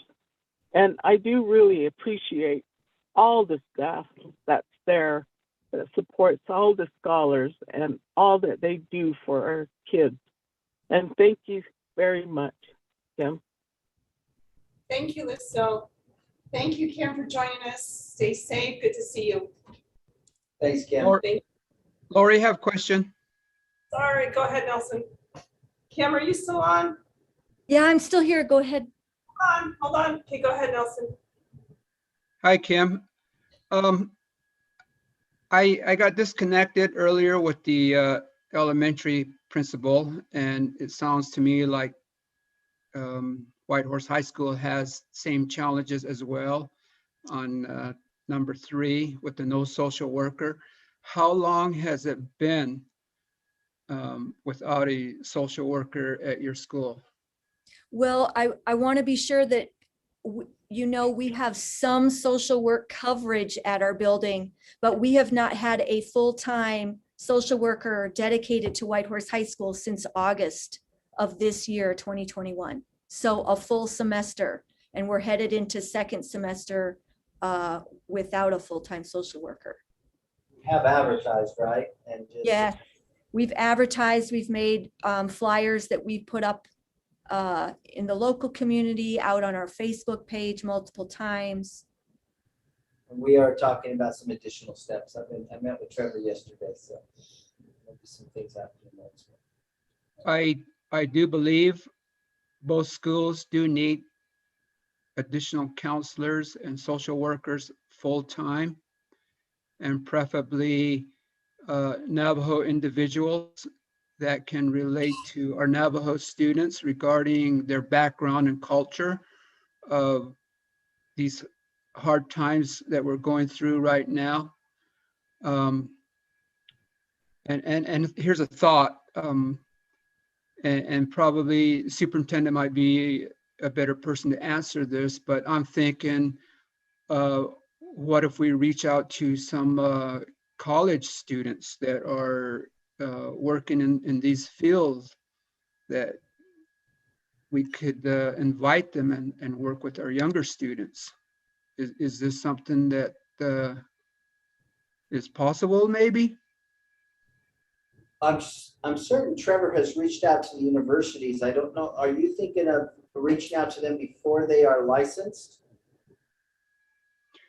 Well, you basically, yes, I guess, because the need is now to help us finish up the school year, since there's nobody. I understand it's been advertised over and over, but nobody's applying. And, oh, one more other question, Kim. Is the Aneth Court still doing the, what did they call that program? Well, The- peacemaking, we have peacemaking, tapped yes. into peacemaking. In fact, Spencer Singer and the ACE grant, that has been one really good thing, is actually paying somebody to work through San Juan School District, I believe, as peacemakers. So we have a peacemaker on our campus every Friday, and that is helping. And an individual from Aneth Judicial Court contacted me right here as we were starting second semester, saying they're trying to get Aneth Judicial Court and peacemaking going again. So hopefully we'll be able to tap into that and have a second peacemaker as an option. Okay. All right. Well, those are the only two questions I had, and I hope something comes along here shortly. And I do appreciate all the things you've done for Whitehorse High School and the community there. I hope you will have a board member for your own in the near future without all this redistricting issues. Thank you. Thanks, Kim. Thanks, Kim. Okay. We will go to number 5, fee waiver and step funds. Yes, okay, so we are back to our spend plan open window. We've been here in the last 2 years, so hopefully this feels a little familiar. Now, I will let the board know that the state rule was changed so that it only had to go through 2 public input opportunities. There's only has to be 2. So we theoretically could have waited till February to put this on, but we were planning on January. Everything was geared towards that way. We just continued thinking, why not be an overachiever? Why not do 3? 2 is required. Let's give the board an extra month to look at these, and the public an extra month to look at these. So these are all the spend plans that have been produced. There's also a fee schedule that I've asked the board to look at very carefully. There is a gray area in the fee schedule which recognizes a new request. We have had a number of schools that are now sponsoring a club, esports club, and there's a lot of momentum or a positive feeling from our administration in those schools that the esports club has been a great opportunity for some students that have not found an area to participate in traditionally, and all of a sudden this has been like a perfect fit for them, and so they've seen that work out that way. But there is a pretty good cost to that, in that they have to, I don't know all the costs, and it is written into the spend plans. If you look at that, they really itemize what it exactly is spent on. But so that's just bringing your attention to that. We built binders in the past, and if you would like a binder still, we'll put those together for next meeting, or we'll put them together and bring them out to you. And I don't know, if those have been helpful at that level or not, but if you'd like one, just let us know. We will produce those. But really, at this point, what I would ask the board members to do is start spending some time, go through and make notes. And we could then open up a discussion item next month and even the next month to discuss any concerns or areas of concern or questions or along those lines. Again, in our March meeting, we would like to have these officially approved to make the April 1st state law deadline. But we are also continuing to train both our staff and our parents. It's a continual process. We're seeing improvement in some areas in that area. There's times I've seen more coaches more aware now of spend plans than I have in the past, but we still find areas where we go, you should know that, or anyway, it is an ongoing concern. Julie and Christy worked very carefully on the school administration with these, and they were very involved. And so, as we get going and you have questions, we'll involve them as well, because there was definitely a lot of time spent from administration to ADs to coaches on these spend plans. I have a question, and I had passed the information along to you a time or two this year that I found where we definitely have, at least here in Blanding and San Juan High School, donations from parents being asked for the fundraisers. It just goes back years ago how they, if they're going to have concessions, okay, we say they want to do hamburgers. Okay, so-and-so, will you bring the buns, and will you bring meat? And another one, will you bring meat, ketchup? And those kinds of things I know are still continuing, because I've had parents, behind somebody in a grocery line. Oh, everything they were buying, they were asked to donate that for a fundraiser. And I said, oh, you can't do that. And they said, we always do it. It was actually even a teacher in our school district and said, I had no idea. That's just what we're asked to do. And I've done it for years, and I don't mind. So I had multiple people tell me, I don't mind. And I'm like, well, it's a little bit bigger than whether you mind or not. So I know that's going on. Let me just speak to that. If we have brought that to the school's attention, and there has been a commitment that they will look into that. So, because you brought that to my attention right within the last 2 months. So I would hope to see an improvement. So do they have a way to, is there a fund that they use to purchase everything so that before the, concession stand begins that night, that it's all purchased through a fund in the school, and then that fund is reimbursed, where it's at their own fund? Or well, yes, there is a fund. It could be multiple funds, but they could take it out of the program fund. They could take it, there's possibly a school fund that they would utilize if they don't have the money in their program fund, but they have a fund that between them and administration, they should be working out. Now, could a parent, we want to be very careful how we do this, but there are still parents that will say, I want to bring it. That's not illegal. That's not against state law. If we imply, now we have implied and made it a fee waiver thing. But there are still parents that may say, I know you're doing a fundraiser, I want to bring a bunch of hamburgers. So anyway, that's why the school really, we've got to see exactly what's being said, how it's being done, because there's a fine line between them doing it correctly and incorrectly. So we'll continue to monitor that. And then another question, if any of these clubs or groups, can they add fundraisers through the year? Somebody comes up with a great idea. Can they add those if they're not on their spend plans? Now, I know they can't spend money, remember, that they haven't. Let me just give a quick, there's the only kind of fundraiser that is on the spend plan is the team required fundraiser. And there's 3 kinds of fundraisers. There's a team required, that has to be on a spend plan, because all of the profits from a team required go to pay to be divided up and paid out in fees to the participants of the program. Then there's an individual optional fundraiser. That's not anywhere on a spend plan. They might just announce, hey, we're going to sell Krispy Kreme donuts, please come to this room after school, get all the instructions. It's only if you want to help pay your fees. And the fee waiver kid could still go in there, even though their fees are paid. There might be a kid or a parent of a child that would say, you have an opportunity to pay for some of that, go in there and do it. Or it could be for those that are not fee waiver. It's optional, it's open for everybody. That's not on a spend plan.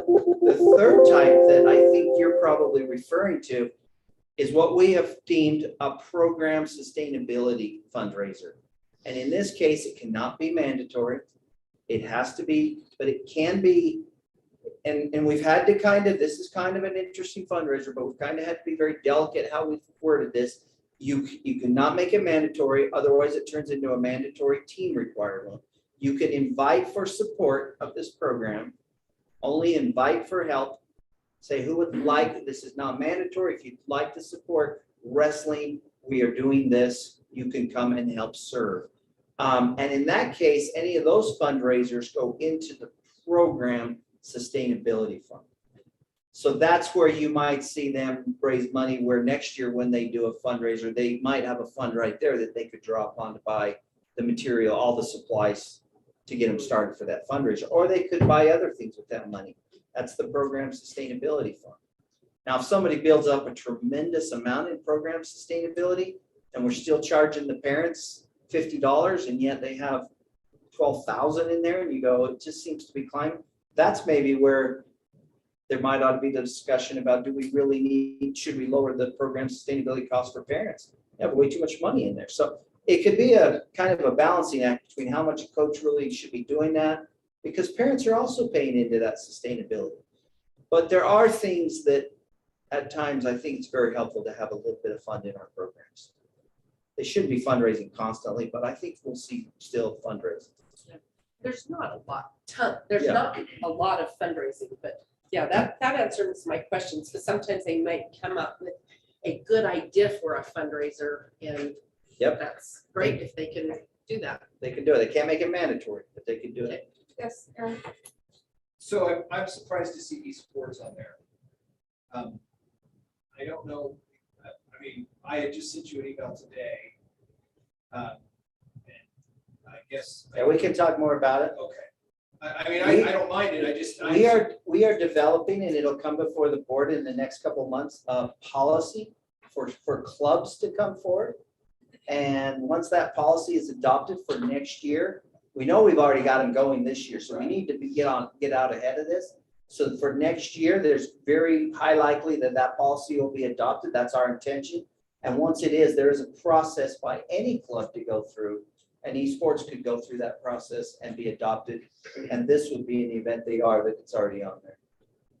It wouldn't be necessarily high school association sponsored at this point, but we have lots of things happening in our schools that aren't high school association sponsored. And part of that policy would take care of, I think, some of your concerns of what needs to happen before a club is, so that we communicate well and we all are on the same page. We understand what this means. I would just like to be able to come. Well, the policy will require esports to, you'd be involved with that. So I just have a question on this, on our fee schedule. When we look at everything, so we include art, but we don't include wood shop. We include like choir or whatever, let me see what's another one, but we don't include like FCCLA or Ag Shop or FFA or FBLA. Is there some reason we do not include those? And I'm gonna see if Julie wants to speak They're first. or not on Christie. here, and that's my The answer I have is if a parent is being charged, they should be on there. So I'm assuming that no parent is being charged for wood shop. So we Well- don't have a program sustainability cost. Are you meaning on the fee waiver? Well, Oh, So we, So, like, so for we give the instance- fee, but you have to pay supplies for art, well, don't you have to pay supplies for wood shop? You know what I'm Yeah, so- saying? So But what we put in I can tell you why is, there though. Go ahead. like, for instance, Ag Shop at Monticello High School, there's no program sustainability class, that's why they don't show up on the fee schedule. 'cause Right, that's- right. But they do have a description for metal for student projects, that's up to $85, depending on what the student chooses, what level the student chooses for the project to make. So, What about like FBLA? Because I mean, to me, that it's a group that's going and competing, well, same with FFA. So we're putting the sustainability in the uniforms, but should we not, I think we need to decide, we need a program sustainability costs, or do we dump it somewhere else? Because there's not a So lot of one thing that we consistency have with that. done that we did come across last week and then this again was, we had CTSOs, which are, which are the CT courses. So we have a lot of those clubs at BLA, FFA, all of those things. Some of, they were all over the board across the district as far as local fees and local dues. So what we ended up doing is, in order for them to run their programs, we said, we gotta have something. And so Gina worked on it, and we worked with the schools to just do a membership fee. Some of them, it's a local dues, that's what the CTSOs call them, but it's a membership fee, and you'll see that in the miscellaneous box. They'll just say membership fee, and then we're consistent with every club, so it's $10. That way they can use that to provide some materials to run the club. But it's not going to show up as a program sustainability fee. Instead, it's a additional. So, and I understand that, but I kind of feel like it's a little inconsistent. Some are charging a sustainability fee, but then others were saying, let's just put it in here. I almost feel like she just put it all the same place here. Does it not matter? Yeah, this is, look at it, I don't think inconsistent, because it kind of breaks down like this. In sports, you have to buy things that you don't individualize, say they individually, like you have to buy so many basketballs.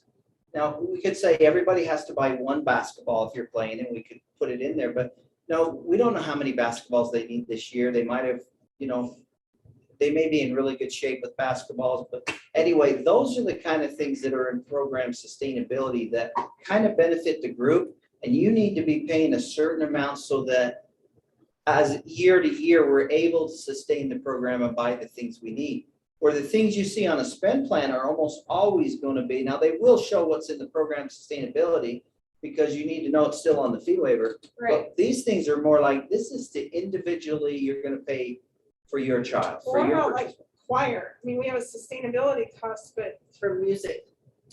that's For the because music? they've got a closet full of, Music. they got a closet full of jackets. They got a closet full of dresses that when they perform, a fee waiver kid checks out a jacket so that they, so does FBLA. They have a jacket, or FFA has a jacket. Is what I'm saying? I mean. yeah, they may, and we may I have. don't to- think people look that way. Doesn't it Gina depend? had, we did ask Gina to put together a list of what are the required dress for each of the organizations. And some of that is optional. So what she told us is Yeah. that Well- a club could choose to have a blazer, a club on some of them, and they could go without the blazer. So depending on what that club is choosing for their dress, that's why across the district might look a little different. So that's why it's But optional. if you look at the spend plan for FBLA, they're charging $150 for clothing and purchase. Yeah. So what they're saying is you may have to buy a jacket, but it's your jacket. Right. Yeah. If we put it in the Or program black sustainability, we might build a closet of jackets. And there was some special projects money that some of the schools got last year. So some of that funding comes from special projects. If they get that, then they may purchase, for the River Ridge, I know we do have a closet that has some jackets and some things in Right. there. There might not be enough to cover everybody. So. Yeah. Okay. So for instance, FCCLA at Monticello High School, Uh-huh. and all of them you'll see, this will be consistent across everybody's, that they have FCCLA red blazer, $65. And in parentheses, it says, school does have some blazers for student use if needed. So if they want to purchase their own, some kids just really want their own, and they're going to use it for 3 years, then they can purchase that, but they don't have to. The thing we want to know there and be careful with, and board needs to be aware is, what we are saying by saying it that way is if there's a fee waiver kid, we buy it for them. Yeah. Yeah. If we, because we're saying you can buy your own, but no, a fee waiver kid, we buy that for them. And we do it with very little even acknowledgement. We can't single them out. We have to do it very, very discreetly. But if we have a program sustainability cost, and when we stock a closet, then we can take that off of the individual. Then they can buy it if they want to. So we can have it on both where students can buy it, but they're not required.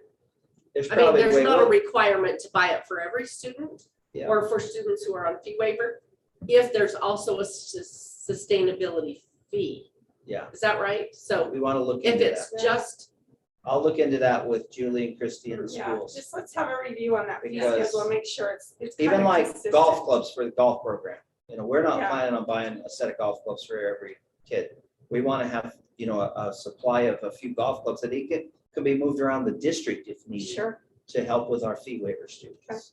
So, To keep the cost minimal.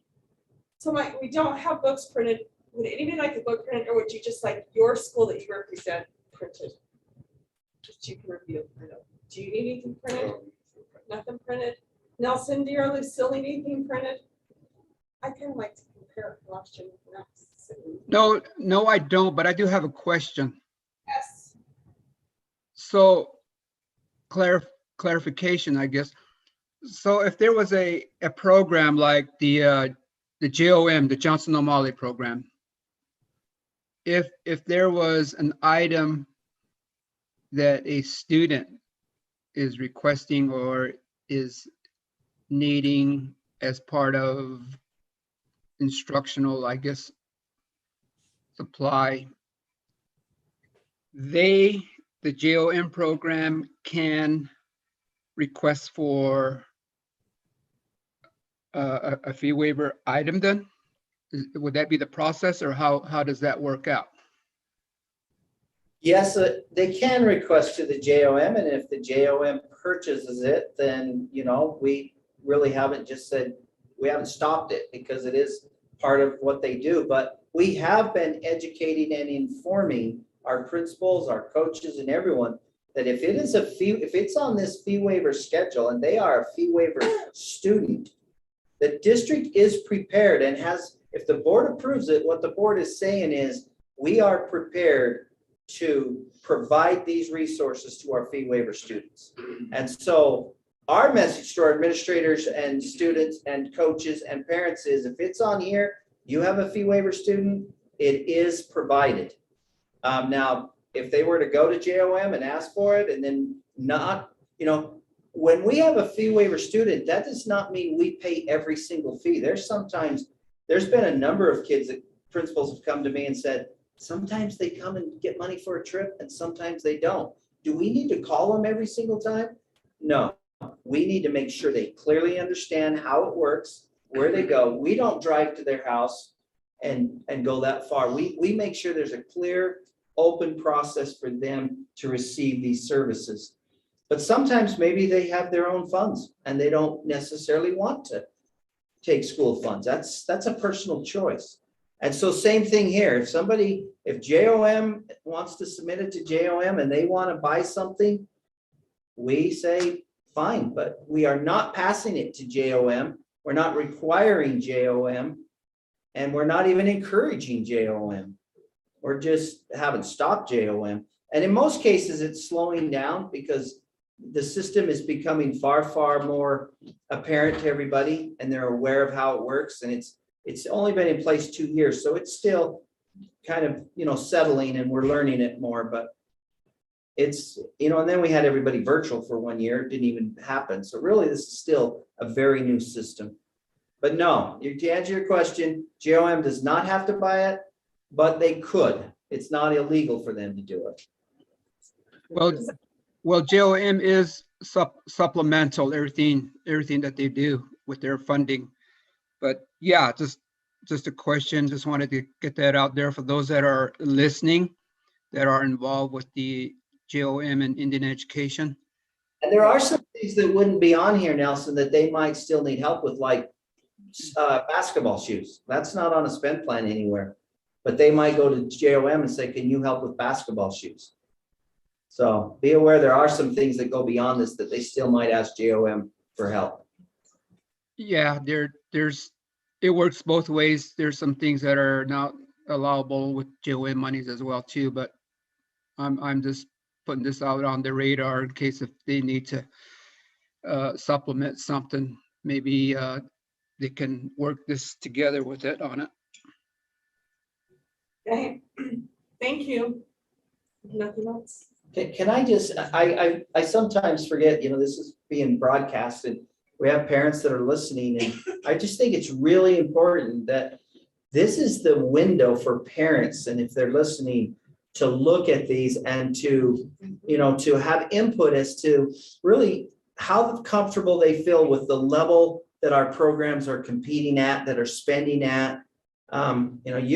You can have a whole new experience if you spend double this amount or triple this amount, or you cut it in half, it changes your experience. So between the board and the public input, that's supposed to happen in the next 2 months to find that kind of level of competitiveness and the resources we want to supply for our programs, our extracurricular activities, and what we feel good about. Because once we do vote it in for the next year, that is saying that that's the cap of what parents will be could be required to pay. Some programs don't always charge that much, but that is the cap. They can see immediately that it won't go any higher than that, but it could go to this point. And the board is also saying all fee waiver students that go through the appropriate and proper channels to be deemed eligible for fee waivers, we will provide these resources and this funding to these students. So it's a balance. In the next 2 months, hopefully everyone knows that this is the opportunity for input. Okay, thank you. I'm glad you remembered, and I'm glad you said that there are probably parents out there watching, and I hope they do. And the reason why is another point that I want to make is we talked about the redistricting earlier, and for those that are listening, I hopefully caught on what's going on with that as well. And then again, with the mask, maybe this is a way that the JOM program, I remember last month, I believe it was, Brenda Whitehorse had given us a report. And I do remember her saying that there was going to be some carryover monies. And I think it was in the areas of student activities. Just a thought, maybe this is a way that they could spend some of that money to purchase some extra quality face masks for our students as well. Yeah. I don't know the budget system. That's why we have our business person there.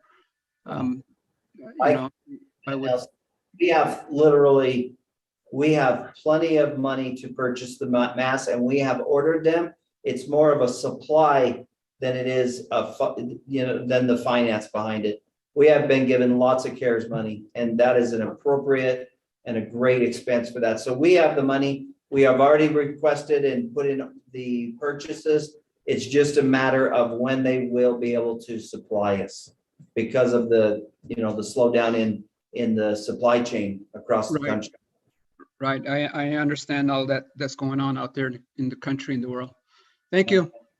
Yeah, thank you. Thanks. Okay, so I have one more. It seems like when this was new, that we had totals on what this could cost the district this next year, the high end of what it would cost us, and that built into the budget. And it's really ongoing expenses that we have to plan for from here on out because it's a requirement for these spend plans. So do we have a high end number that this is going to cost us as we get closer to our? We can provide what it cost us last year, but keep in mind that last year we had half of our district that was not participating. So if we had what it cost us last year and then a really good estimate based on what we know about students who are fee waivers, that ought to be some numbers that the business office, Tyrell, should be able to get for us. And that is critical to be built into our budget. We built in $300,000 into our budget, which was budgeted for this. So be aware of that. That's what's presently budgeted for fee waivers. You have better figures at the end of this year. Yeah, we will at the end of this year. We'll be able to adjust that with coming years. But we can also, we can work with the different schools and we can get an idea kind of where we're at with these different spend plans. And with how many fee waiver students we have, just to get an idea as we go into the budget season and preparing the budget for the upcoming school year, we can work in my office members can get an idea of where we'd be at too, as we go into the budget season. preparing I next think that year's would be budget. helpful as we plan for ongoing expenses. Yeah, it was budgeted for this year, but we'll look at those numbers and figures to Okay. get an idea for next year as well. All right, thank you. Now, there is, I gotta throw this in, so, okay. Yeah, you got There 1 minute. is, that one of the priorities is, that is being thrown out from the Superintendents Association. And I believe even beyond that is for some help with school fees.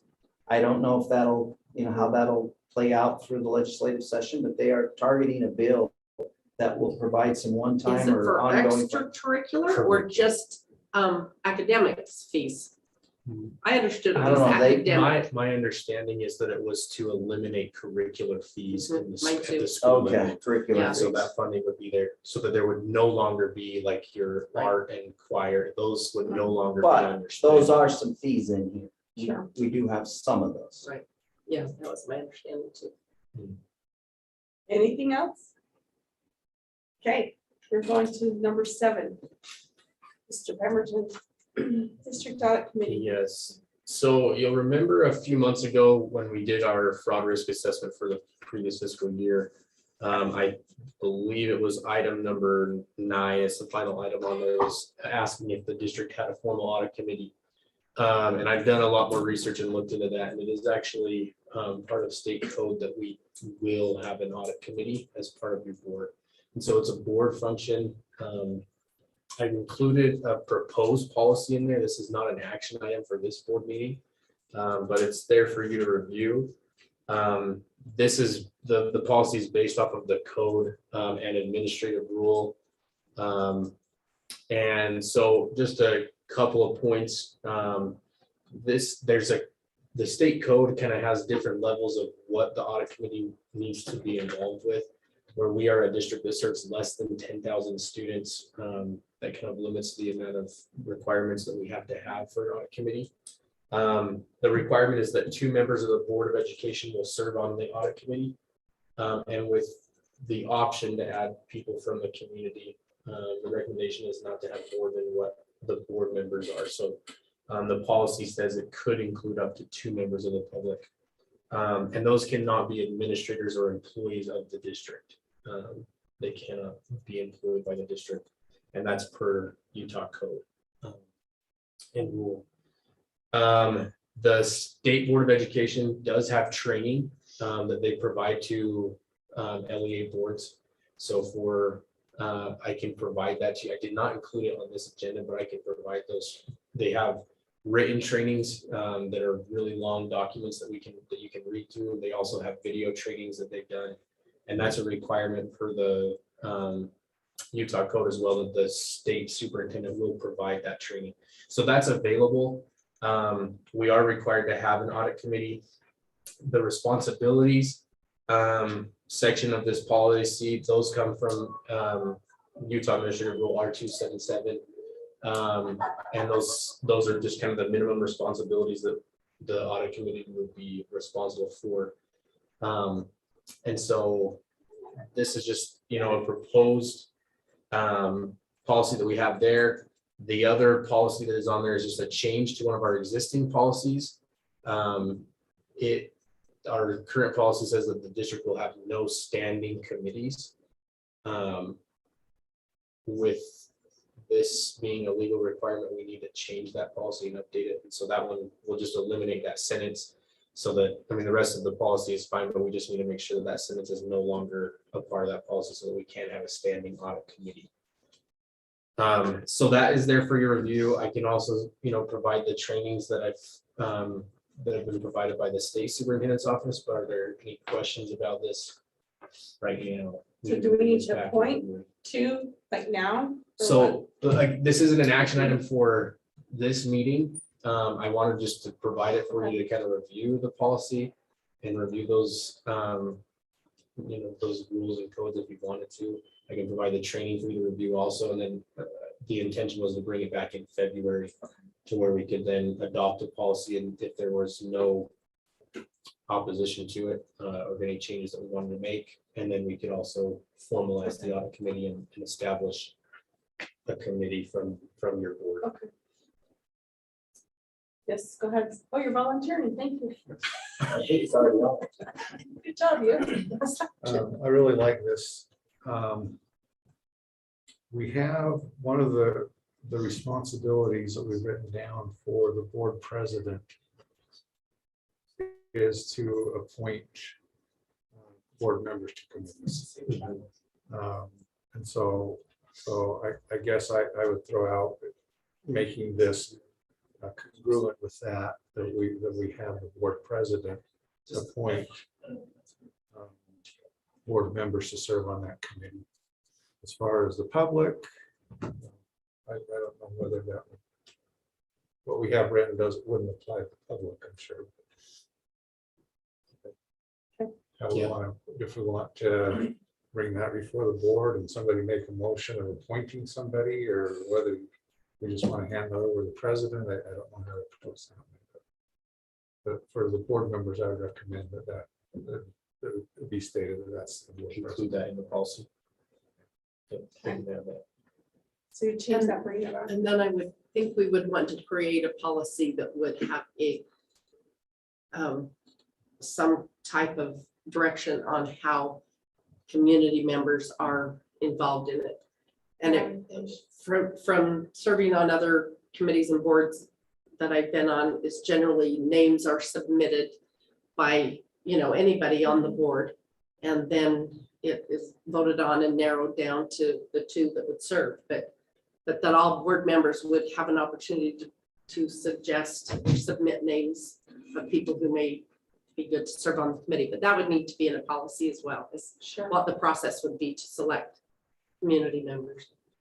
Okay, yeah, I will look into that and we can draft something for community involvement there as well. It is just an option. It's not a requirement to have community members, but we can draft a policy for what the involvement would be if there was, if you did as a board decide to include community members on that audit committee. So I can draft that as well and have that back for you by February. Sounds good. Anything else? All right. Mr. Black, you get to take the stage. Okay, I'm just going to stay here this time. Okay. Okay, to review. Last time we talked about some basics of motions, how the process, a member of the board makes a motion after given permission to speak by the presider. Another member seconds the motion, and then the presider restates the motion. And then we debate. And then during that debate, somebody might make a new motion to amend the motion, and then that goes through the same process of stating the motion and open it up for discussion, and then voting on that, remembering that when we're voting on that, we're not voting on the original thing, we're just voting on the word change or whatever, When the discussion is concluded, the presider restates the motion and calls for the vote. And that is supposed to be the official text of the motion, is how the presider restates at that point in time. We vote, and then the presider states the result of the vote, whether the motion passes or fails. So we went over the amendment process, the secondary amendment process, and we're going on to a few more types of motions today. So before we do that, let's turn over to page 113. 113, you have Appendix B, which is the motions chart. And this gives you the precedence of motions. And the number over to the side is or underneath the column rank is the rank of the motion. But you have to kind of think about it a little bit differently, maybe. So the main motion that can only be made when there are no other motions out there, no pending motions. You can make a main motion. During the discussion of a main motion, then you can do a motion above it. And if a motion above it is made, it has to be taken care of before you go back down. And so it could be that you amend, and then somebody were to do something above that, that needs to be taken care of before you come back to the amend, and the amend needs to be taken care of before you come back to the main motion. Now, one thing that kind of got me as I studied this is secondary amendment and primary amendment being underneath refer to committee. You have to look at this chart from the bottom up rather than from the top down. And so primary amendment and secondary amendment, they're indented, but they are indented underneath amendment or above amendment, meaning that they're subcategories of amendment. Rather looking up rather than looking down. Took me a while. I'm slow, but it took me a minute. to figure it out. Okay. So little chart there are some actions that do require a 2/3 majority vote. According to the book, if there is an action that requires 2/3 majority vote, the presider needs to get some sort of a positive vote count. Rather than just calling a verbal vote, you need to either raise of a hand or a roll call vote or something to do the 2/3 vote. So to go in a closed session, it requires a 2/3 vote. And so I think that's why we do that on that. And it's according to state law as well. Okay, so keeping that in mind with the motions chart, the appendix B there, we're going to flip back to page 52 and talk about some of these other motions that we could make while a main motion is pending. We're in discussion stage. We're debating a motion that's already been made.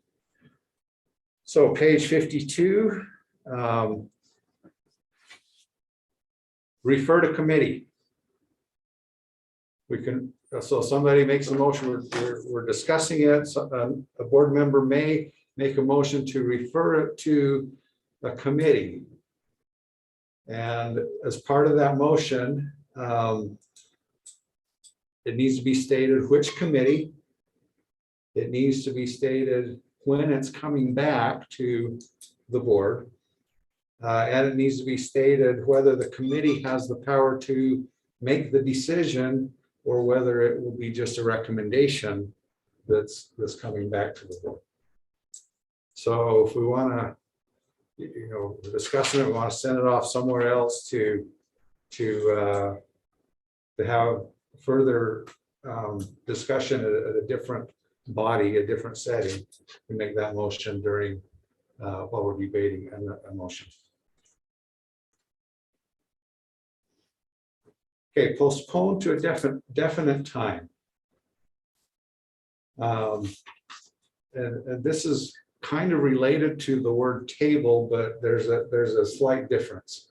Postpone to a definite time means that we're going to quit debate on it right now and take it up maybe next meeting, or that's probably the most likely candidate for postpone to a definite time would be moving to postpone it to the next meeting.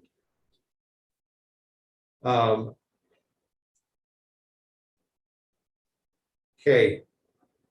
At next month's meeting, if this is still pending, a main motion has already been made. We're still at that upper level, so we don't start over with the motion. You just start at that upper level and take care of it, and then it goes back to the main motion that we can vote on. Okay, the next one is to table something. Tabling something means to stop discussion temporarily, and then with the intent of resuming discussion, usually later on in that same meeting. So, an example is if we're debating something, discussing something, and we have a scheduled presenter at a certain time, and we've been in it 20 minutes, it looks like it's going to be another hour that we're going to be debating it, and we don't want to make that person sit there for an hour listening to us to debate something else, then somebody can move to table it, which just allows us to pause the discussion We can listen to that speaker, and then it can be brought back up, and we can resume where we left off, and then vote on the motion. Okay. So only during, when we're doing an action item, or is it just when we're having a work session? Would you need to say what? I don't, I think we could do because a we don't work really session. use, You're doing a work session too? because we probably? don't really use Robert's rules when we're in Yeah. or other sessions. So. Yeah, do you have a comment? I believe it's table in motion, so it would be during an action item. The action items, yeah, Make a motion to table in motion. okay. Well, we could certainly table something to let a presenter come Yeah. in. Shows. So we could make the motion if we wanted. Yeah. May not. But it points out that the tabling something isn't to just sweep it under the rug and get rid of it forever. That's not the right term. So it's not to Tables kill just- it. Now, if we don't get back to it the next meeting, then, let's see.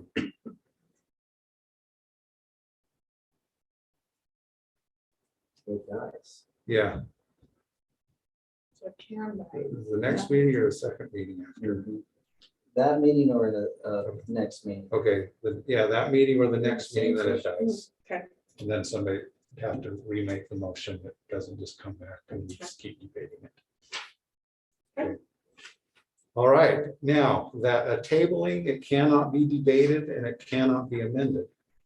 So if somebody moves to table something, you just call for, well, seconded, and then you call for the vote. There's no discussion.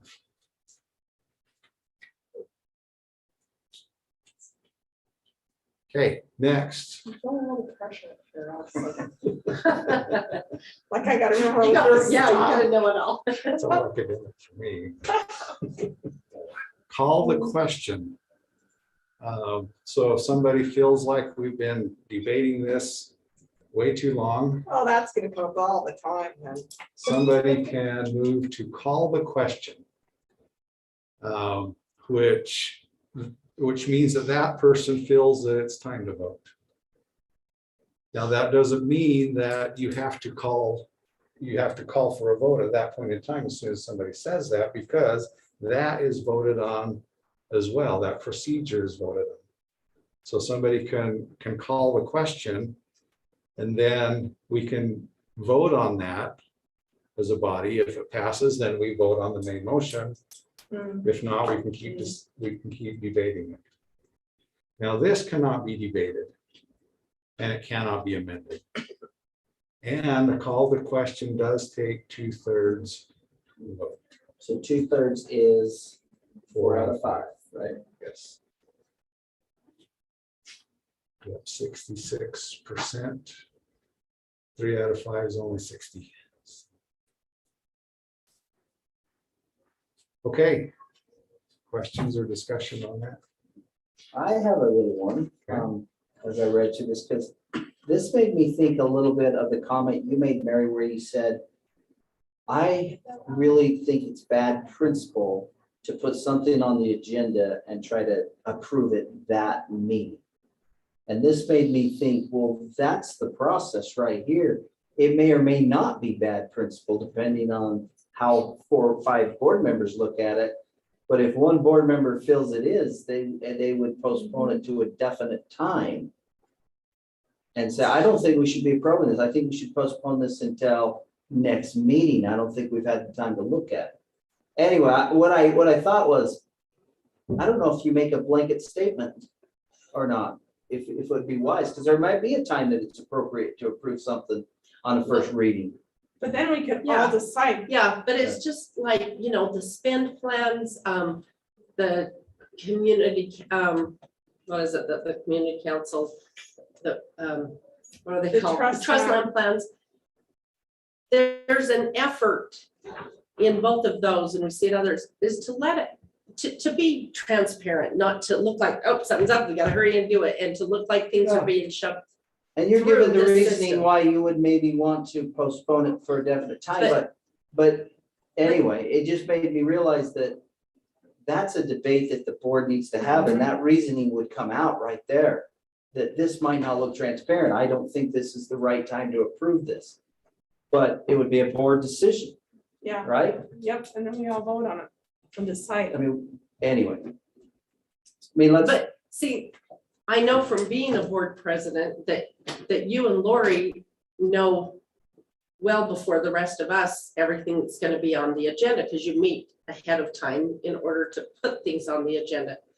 And you probably know much longer than Lori what some of the things are. So you've had time in your, to look at it, to recommend it, to have it on the agenda. Then Lori has a little bit more time, because I did too when I was a board president. We meet That's the way it Thursday works. night and it comes on Friday. Okay, well, and it So we don't depends on have much time. when you meet. But what I'm saying is a Friday, and that's the first thing we ever see. And then if we're busy over the weekend, maybe traveling or whatever, and then we see it Monday, I don't see what the purpose is of trying Yeah. to. I hear you. We're talking about the county But commission. I don't think I've Let's, explained to myself, Lena. When I read this, I thought, because what I hear you saying is really good reason why you would make a good debate to not approve things really quickly. You just gave us a lot of good reasons. When I read this, though, I thought you don't want to make a blanket, either a practice or a policy that you wouldn't do that, though, because there's a process in place where you would make that very case.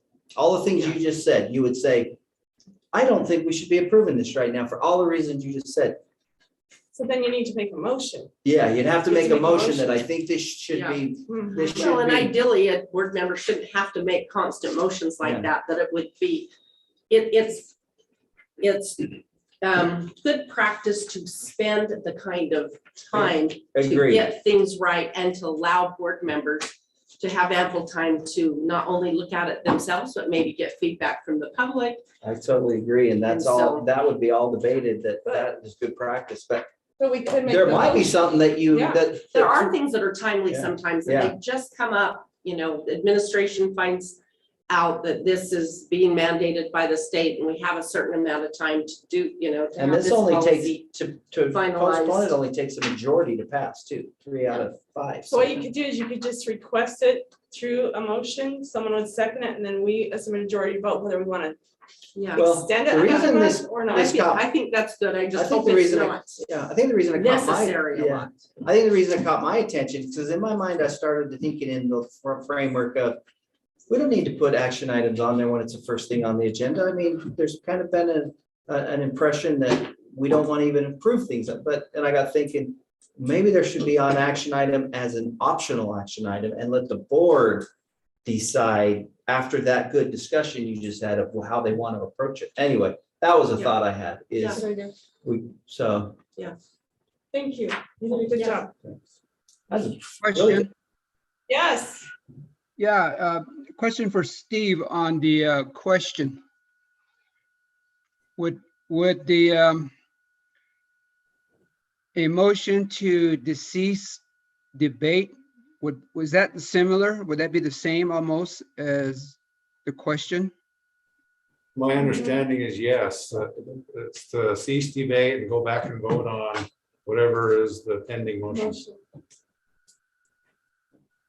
It does state. Okay. I kind of thought so. I watch Navajo Nation Council subcommittees and actual council sessions. And it's interesting. They do this a lot, but you got to really pay attention because it gets confusing. So anyway, I appreciate you, Steve. Thank you. Welcome. Okay, thank you. All right, Mr. Price, school calendar. I used to have a cartoon that said, I make a motion to table the motion to table the motion. So, Don't confuse us anymore. I don't know what happened to it. but- Okay, this is more calendar options than we have ever presented at one time, so it may be confusing. But if it pleases the board, I'll just walk through Mhm. options 1 through 6 and explain their differences. And then we can have some discussion. 5? 1 through I was gonna 5. say, oh my gosh, I Here's another missed one. Maybe I'm adding one in my head. Yeah. Just kidding. Okay. So option 1 is would be, what would be our classic standard calendar without the 2 teacher days, with fall break on a Monday. Okay? Option 2 is option 1, standard calendar, except for it has the 2 teacher days added to it. Fall break is still on the Monday. Wait, where's the 2 teacher days? There are, On option 2, the teacher days are the 18th Oh, okay. And the second, and the 2nd. okay. Okay. Option 3 is the standard with 2 teacher days, but going back to having fall break on a Friday, which is not what we did last year, but the year before.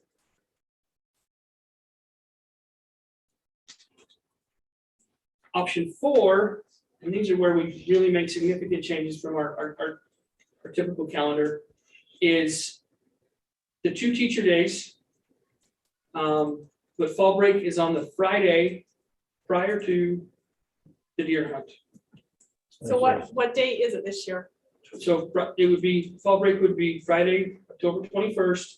The deer hunt is the week of the 24th through the 28th. So Yeah, is the but it starts the opening morning the 22nd. 22nd? Okay. Okay. The concerning thing there is making that change moves your second quarter numbers significantly down to 38 days, which is pretty it's not, small. yeah. not ideal. If you look at option 5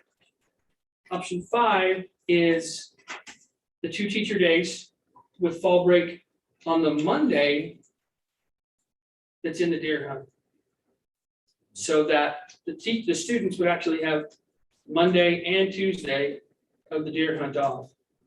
Tuesday, the teachers would come in and do their teacher day. That only puts 37 days, right? That's the more. Slows it down to 37 days. So those are your 5 options that we discussed last board meeting. They've changed. Well, traditionally and historically, fall break was scheduled around UEA. UEA.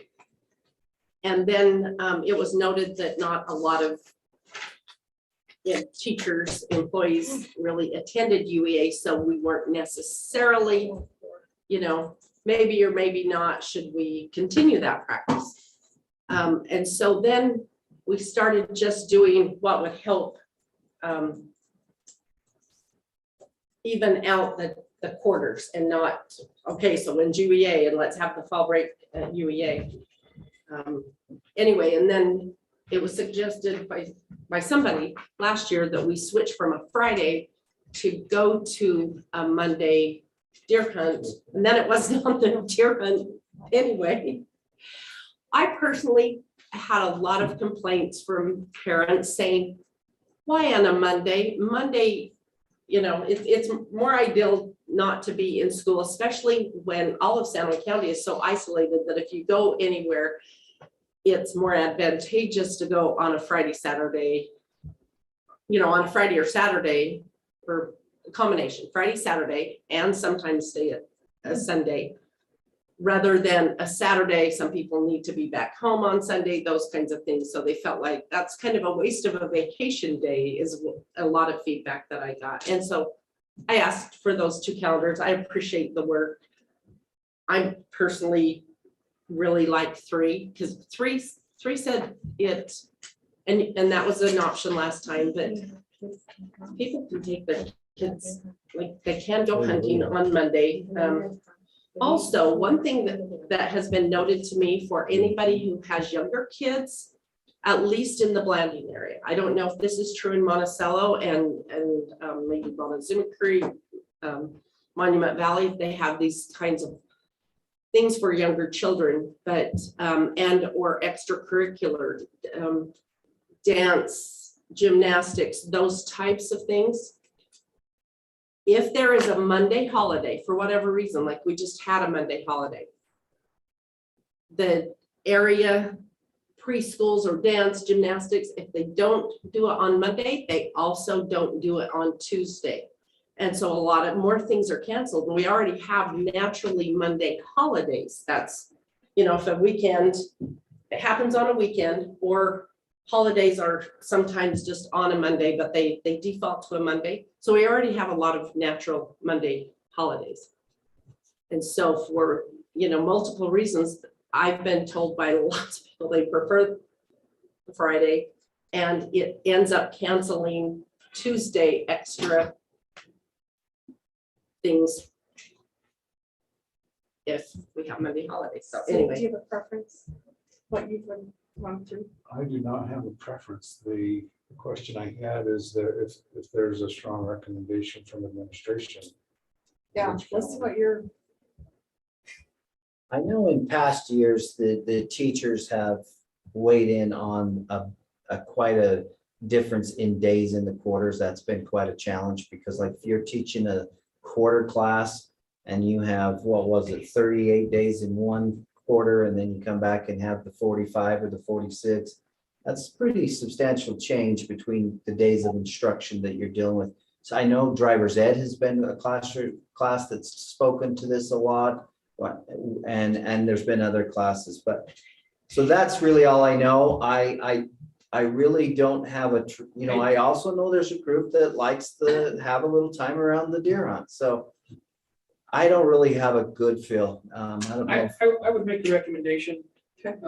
I, just because of the experiences we have doing this and the different conversations that I've had with the teacher association representation over the years, and just year after year doing this calendar,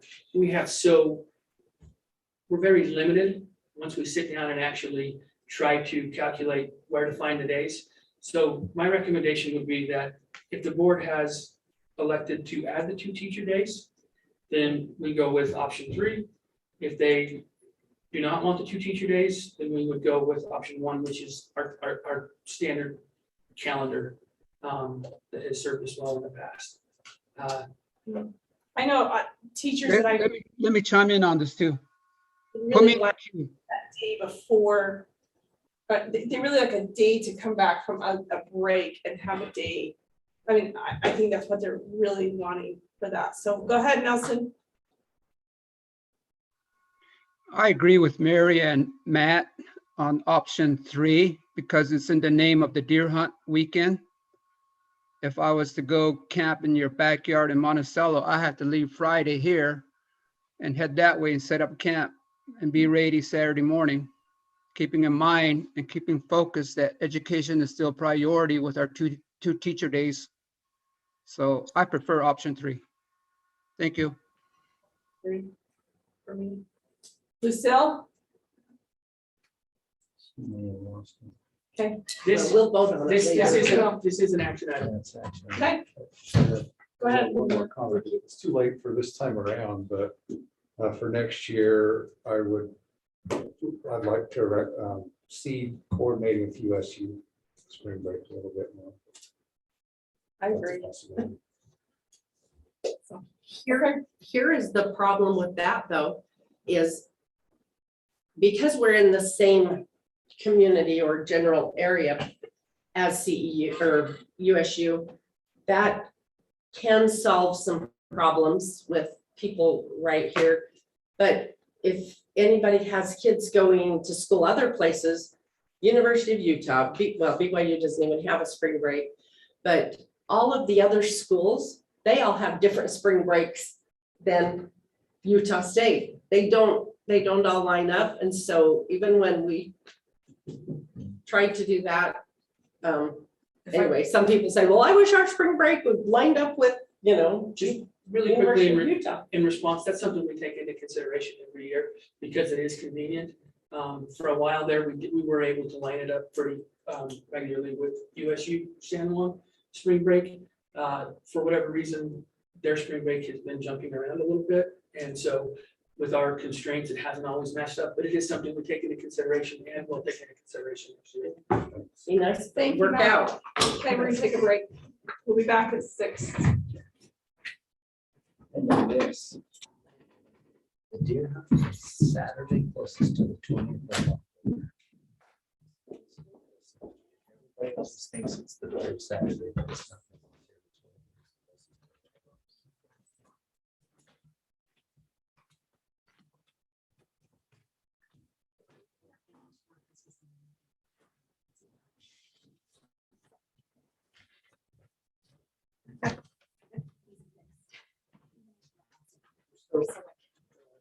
Okay, yeah.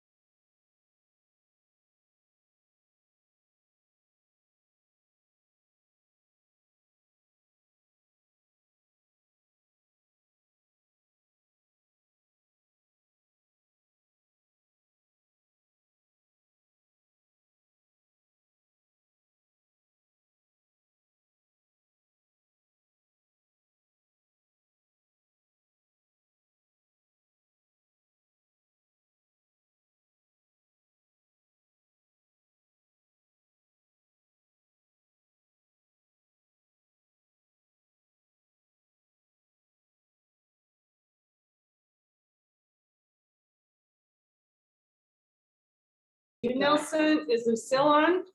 No. Okay, well, she can join us. She might be in a spot where she can't get reception, so, welcome to. Did you say it was here? Yeah. Oh, okay. Welcome to the public portion of our board meeting, and we appreciate our guests that are here. This is a good time for us to honor those who do so well in our district, and we thank you for being with us. So to start off, we'll have Tiffany Blackfoot to come up. Aaron, what's that background noise? Is that someone? I'll have you stand right here in the front and center. Right and center. Yes, Yeah, hold this. there you go. We'll have you just turn this way. How's that? Okay. Oh, okay. There we go. So Tiffany is always there for all the students. She's often running as she's trying to get more things done for students. She's often driven packets, lunches, etc. to students at home. She always has a smile on her face. We can tell. You don't seem like a happy person. Even with a mask on, we can see it. Yes, Tiffany is a powerhouse of positive energy in the school with a can-do attitude who has always been very helpful when I have come to her with an issue. And you'll be able to read, I'll give this to you so you can see who nominated you. Tiffany is a tremendous asset to our school. She's always on top of things. She's willing to help out wherever she is needed. She doesn't wait around to be told she's needed either. She seeks out opportunities to lend a hand. She is cheerful and positive. The question we all ask ourselves when we see her is, where does she get all that energy? Even though Tiffany was nominated just last week, I feel like she deserves to be on the list every week. The things that this lady does each day is crazy cool. Her attitude is always top notch. And if you try to keep up with her, you can't. She has an untamed energy. She cares and will do anything for anyone, including driving down mud, snowpacked roads to pick up kids so they can make it to school. I once jokingly asked her to bake me a cake, and a few hours later, a delicious cake appeared. Who would do that? Only Tiffany. Thank you. You're a great example to everyone. Tiffany goes above and beyond her duties for our school and their families. She not only carries correspondence to sick students at home, but she makes sure they have a better home to go home to. She has helped supply students with clothing, help families attend doctor's appointments, remove lice from students, laundered bedding with lice, help parents navigate WIC and food stamp applications, help parents get wood to warm their house, and help others get heating assistance and a stove, and on and on. She's an amazing asset to our school and our community as a whole. She truly blesses the community and remains selfless as she does. We love you. Sound like you're an amazing woman. There you We're very go. lucky to have you. Yes. Fine. Yes. Wow. We'll take our picture. Okay, yes. I will hold this with the smile behind her mouth. Here, I'll take the mask off. How about that? We'll do one with them.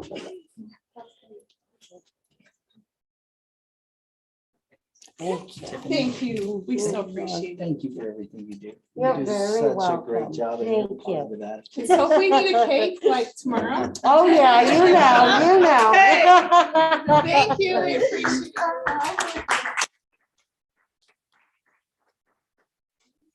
Tim Harrison, come on up to be here.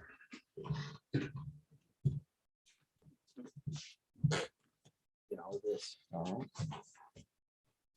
Tim was nominated by Kim D and Soshina Harvey.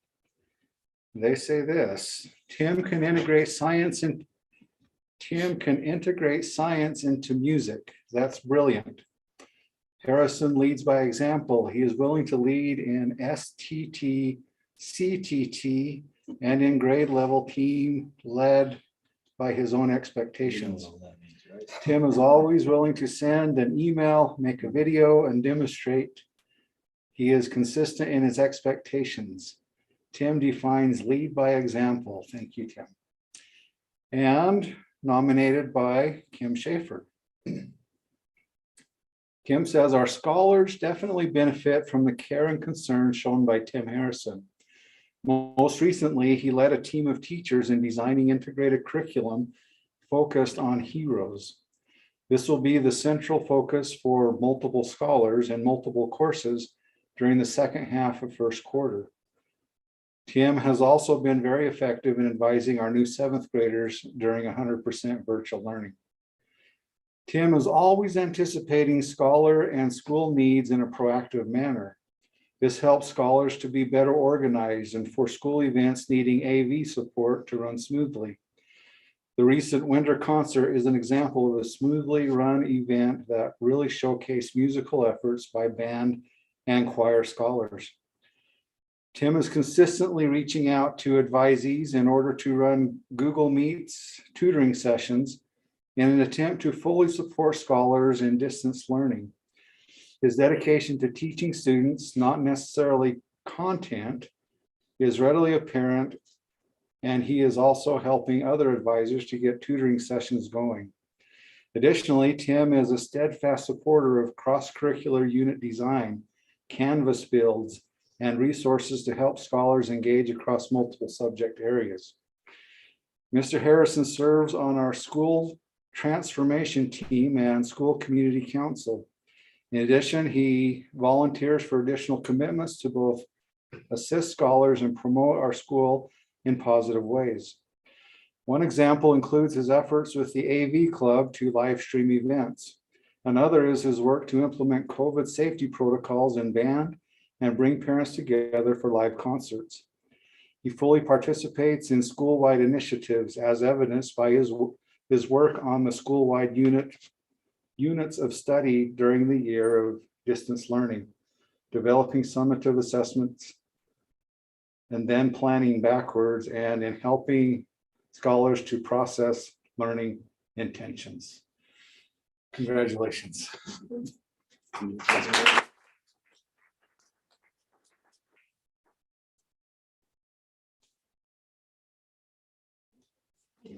Thank you. You do. I really appreciate it. You really add a lot.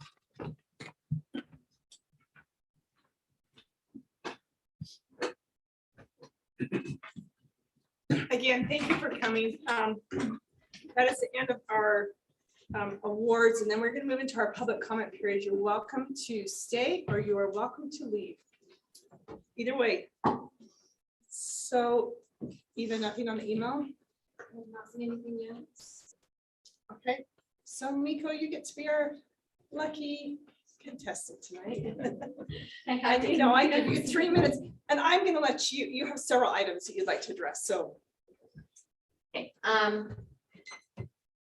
so this comment is really more for the public, for other parents, because I came into the board meeting today unaware that the county commission had redrawn the areas for the school board. And there is a new map.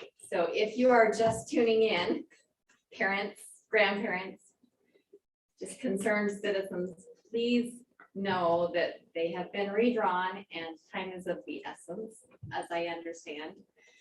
So let your county commissioner know that you want local representation, people that you have met or seen before and can get a hold of easily. And I think that Blanding City is thinking about doing something about it. So maybe encourage Blanding City to move on that too. The other comment I have is in regards to spring break. It's too late, I guess, for this next calendar year, but in the future, there have been times in the past that we have aligned our spring break with USU, which, and there was a comment that other colleges have different spring breaks, and so it's hard to say, well, USU should be the one that we align to. But I think since we do a lot of concurrent enrollment with USU, it makes more sense to align with USU than with other colleges. So if it's possible, it makes it easier on those high school students who are on spring break with the high school and not with their college classes. If they were aligned, it would be easier. That's it. Thank you. Okay, thank you. Thank you for coming. And yes, we're hoping we can get that information out. So we appreciate you putting a plug in for that. Okay, we're going to move to our consent agenda and then we'll finish with closed sessions. So yes.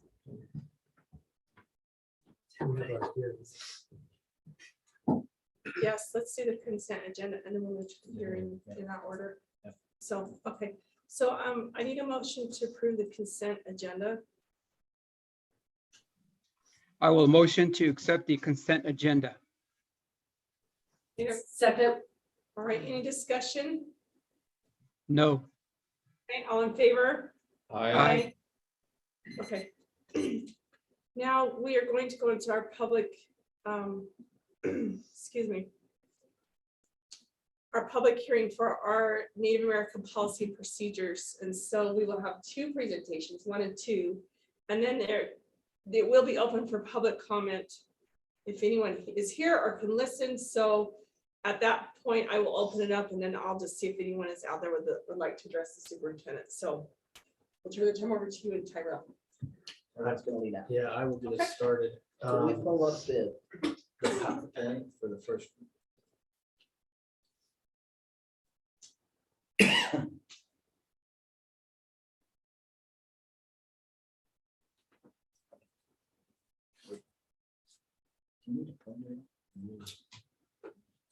I'll be all right.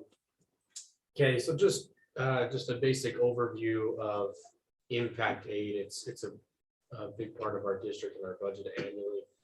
And we just wanted to answer a few questions to start our public hearing today. So first of all, what is impact aid?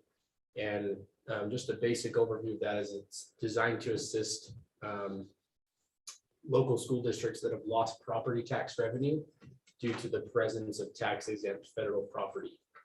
It's the payment that the district receives in lieu of property tax revenue. Impact aid is also funded on an annual basis and not in advance like many other educational programs. And for this reason, district administration travels to Washington, D.C. annually to advocate for our continued federal funding of the impact aid program because of how much aid and support it gives to our district. The next slide on here is just how much San Juan School District receives. This is our last 3 fiscal years, 2021, 2020, and 2019. You'll see that in 2021, we actually received less than we had received the previous 2 years. It kind of breaks it down also there in just basic support payments. And then we also receive a little bit of impact aid funding for children with disability payments as well. And those are broken down there. You can kind of see the last few years we have, been over $6 million and even million in 2020 and 2019. And then how does San Juan School District spend the impact aid funds? The first $4 million that was received via the impact aid funding is put into the general fund to help pay for any and all operational expenses. Examples can include teacher salaries and teacher aides, purchasing textbooks, computers, other equipment, after school programs. A lot of different expenses can be paid for just out of the general fund. Payments that are received for children with disabilities must be used for those extra costs of educating those children. And as the last slide showed, we do receive a little bit for those specific children.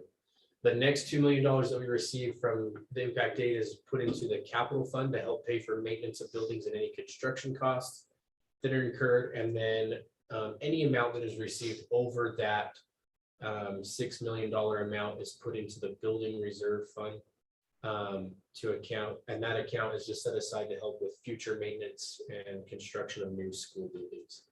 And so that's how, we spend the aid that comes from the federal government here locally. Okay, next slide. I'm going to jump in right here, and I think it's been well covered, but there are two questions that come to me since I've been superintendent, and I kind of want to address them in the form that they come to me. And I think it's important that we really emphasize these things because it is a misconception across our district. The first one is that impact aid dollars are primarily generated by Native students living on Navajo Nation land. Therefore, those dollars should be spent mostly in the schools whose students generate them. I hear that often, and I get that question, and sometimes it's even at frustrating times where someone's frustrated and they feel like maybe their school isn't getting provided the services or the amount of support or resources that it needs. And so they make a comment such as that. But it's really important that we understand this is a misunderstanding of why these dollars are provided by the federal government and how they should be spent. And this was talked to, but I'll say it again. Impact aid dollars are dollars provided in lieu of taxes. They are generated locally, similar to how property tax dollars that support education are generated in other parts of the county. Yet in this case, the federal government has taken on the responsibility to pay these taxes. Therefore, this money should go into the same pot of money as property taxes do and be allocated equitably throughout the entire district. So this is in lieu of our property taxes, which we're not able to collect countywide, but it comes in and it supports in that area, and it should go into the general pot or into the discretion of the board to place it where they would like to, and then equitably go out and help support student learning across the district, just as our property tax dollars in our mountain region do. They go together and they work together to support all students. The next slide, or the next question I get often is this one then. Some people will tell me, well, San Juan School District is at a disadvantage since much of the county doesn't pay local property tax to support education. And again, some people say, it'd be nice if we brought in property tax everywhere and we had that kind of money, but we don't get that. But it's important, I think, to remember, as stated in the last slide, San Juan School District receives impact aid dollars in lieu of local property taxes for those areas that do not collect a local property tax. In fact, when comparing per pupil comparison, more is received from impact aid per pupil than from local property tax. If you divide it out per pupil of where they live, we are receiving a very fair amount. Therefore, San Juan School District does receive a payment of local property tax to support education that fairly represents the entire county. So I think both of those kind of misconceptions are important that we emphasize and continually try to make sure our public are aware we do receive a fair amount of taxes to support education.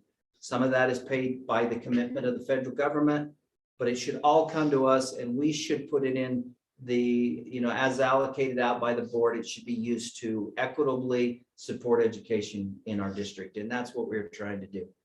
So anyway, I just think it's always important to speak to those two things because I hear them so often. That's all we have on that one. I think we'll turn to the Navajo, the Native American Policy and Procedure Manual. Yes. And this is just going to be really quick as well as the next one there. I want everyone, the board and all those that are participating in this meeting to realize we also have attached our Native American Policy and Procedures Manual. And I think it's very important that we understand the purpose behind this manual and what exactly does it accomplish for our district. And so this is just a very brief overview, but what is the Native American Policy and Procedure Manual? The Native American Policy and Procedure Manual is a document that outlines how the San Juan School District will consult with regional, local, tribal officials and parents of Native American students to ensure that all Native American students have equal access to all programs.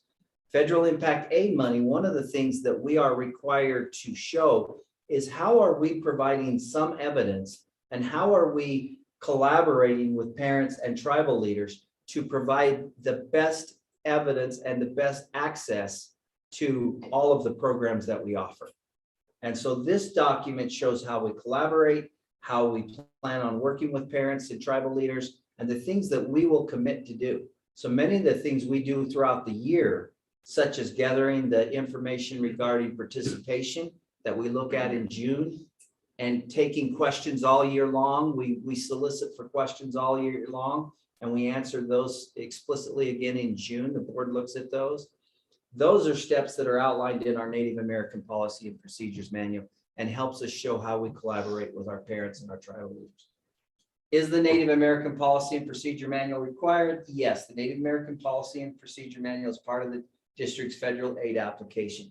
It is required, and it is a fluid document. It could be revised. It could, as we collaborate and consult, that's a word that's used quite often, is consult with our tribal leaders.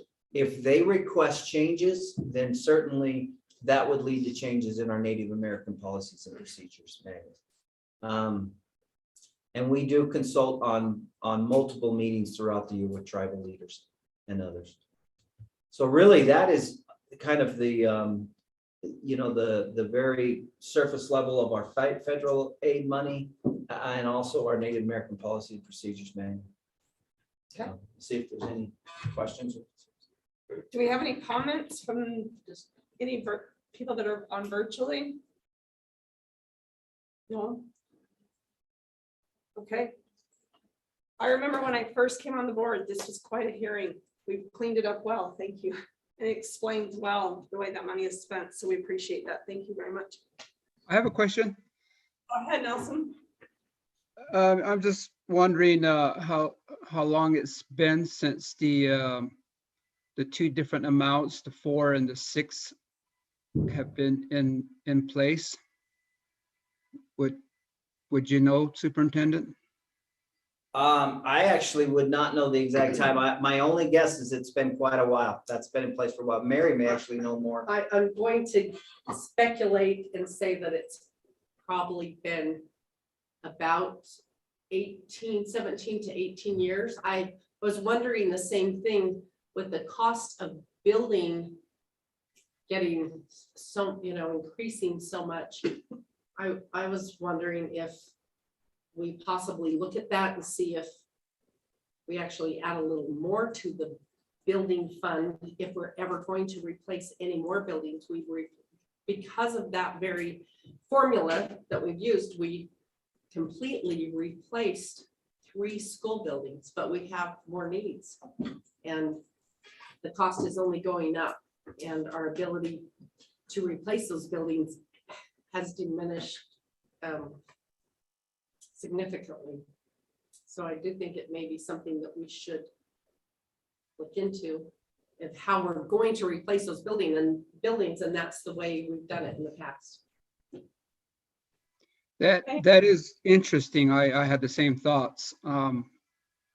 Would be nice to go back and how that came, or how those numbers derived at that time, and just kind of research it and see where we're at with it now, up to date. Is this something that the business administrator could do? Yeah, absolutely, Nelson. I can go back and look and, look at past records and see how long ago. I mean, I don't even know. It may be go back before we even have any record of when we decided to, do the 4 million and 2 million. You can get Oh. specific information from Clayton Yeah. Holt. He's the one who recommended this. When we, before that recommendation, there wasn't a plan and we would have never built 3 buildings, but it was with his planning and his foresight and then his recommendation and presentation to the board is the reason that that all happened. And so you could get that history from him, but it was, we wouldn't have done any of this without that.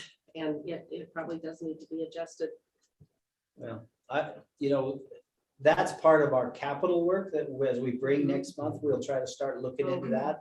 And these are good questions and things that will definitely lead into that. But one thing that I would add that I think is important, since you've kind of brought that out, is it's a really tricky balancing act, because while we have built 3 buildings, which is a great tribute to the district and we are enjoying those buildings, it's also important to recognize we've slipped in salary. When I came to this district, we were in the top 3 and I appreciated that. It attracted me home. And I know many people, we are well down into the teens and falling further. So anyway, that's just the balancing act that you've got to look at and try to decide how to meet the demands of all things coming at us. But yeah, and then another part of that, because that was one of my comments, is similar to what you made when we were building some of the buildings. And at the times, it was noted by, I believe, it was noted by Superintendent Wright that what also it helps attract teachers and administrators and people either back home or to our district is a quality building to teach it. That it doesn't is, hurt. instead of an old broken down building. And I remember when, was it Mr. Burge or Mr. Porter, first thing they came to our board meeting, they said, wow, I got to Blanding Elementary and you people need to do something about that. That was the first meeting. So Tyrell, I actually, when I first got put on the board, had that discussion with Clayton, and there is a formula that he came up with for those numbers. So he is your best resource for that. So there's a public comment. Is it Yes. to be read or are they live? It's a question on the Okay. chat. It's from Dr. Victoria Yazzie. She says, Yate, who is the IPP parent committee? It's the IEC committee. That is our Indian Education Committee, and they work under our JOM program. And we utilize them in our Native American policies and procedure as our parent committee. They are elected by parents, and so they represent parents throughout the district. Okay. Anything else, Eva? Well, we just have one more time. Okay. Any more Yeah. comments? Just one more comment. Yeah, not just necessarily for capital outlay reasons, but I just would like to get it re-looked at and see if there's some areas maybe that we might be able to shift some monies to that's needed somewhere else, or, you never know. Just check it out. Okay. Thank you. Great, thank you. All right. Anything else? Okay. We're going into possible action items. The COVID-19, I don't think we have anything on that. So okay. Let's go to the 2022-2023 school calendar. Do I have a motion to adopt a calendar? I move to adopt calendar number 3. Second. Okay, any discussion? All in favor? Aye. Any opposed? Okay. We'll go with calendar 3, option 3. All right, the MHS baseball spend plan, which has been on our agenda for 3 months. We need to approve this. Go ahead, Steve. I move to approve the Monticello High School baseball spend plan. Okay, motion by Steve. Second. Discussion. All in favor? Aye. Okay, TES School Land Trust Amendment that was presented by Christie. Do we have a motion? I will motion to accept the Sabine Elementary School spend plan. Okay, motion by Nelson. Oh, actually, Second, okay, now we got to think what we're doing here. From spend plan. I move to amend the motion by substituting the word spend plan with land trust agreement. Second,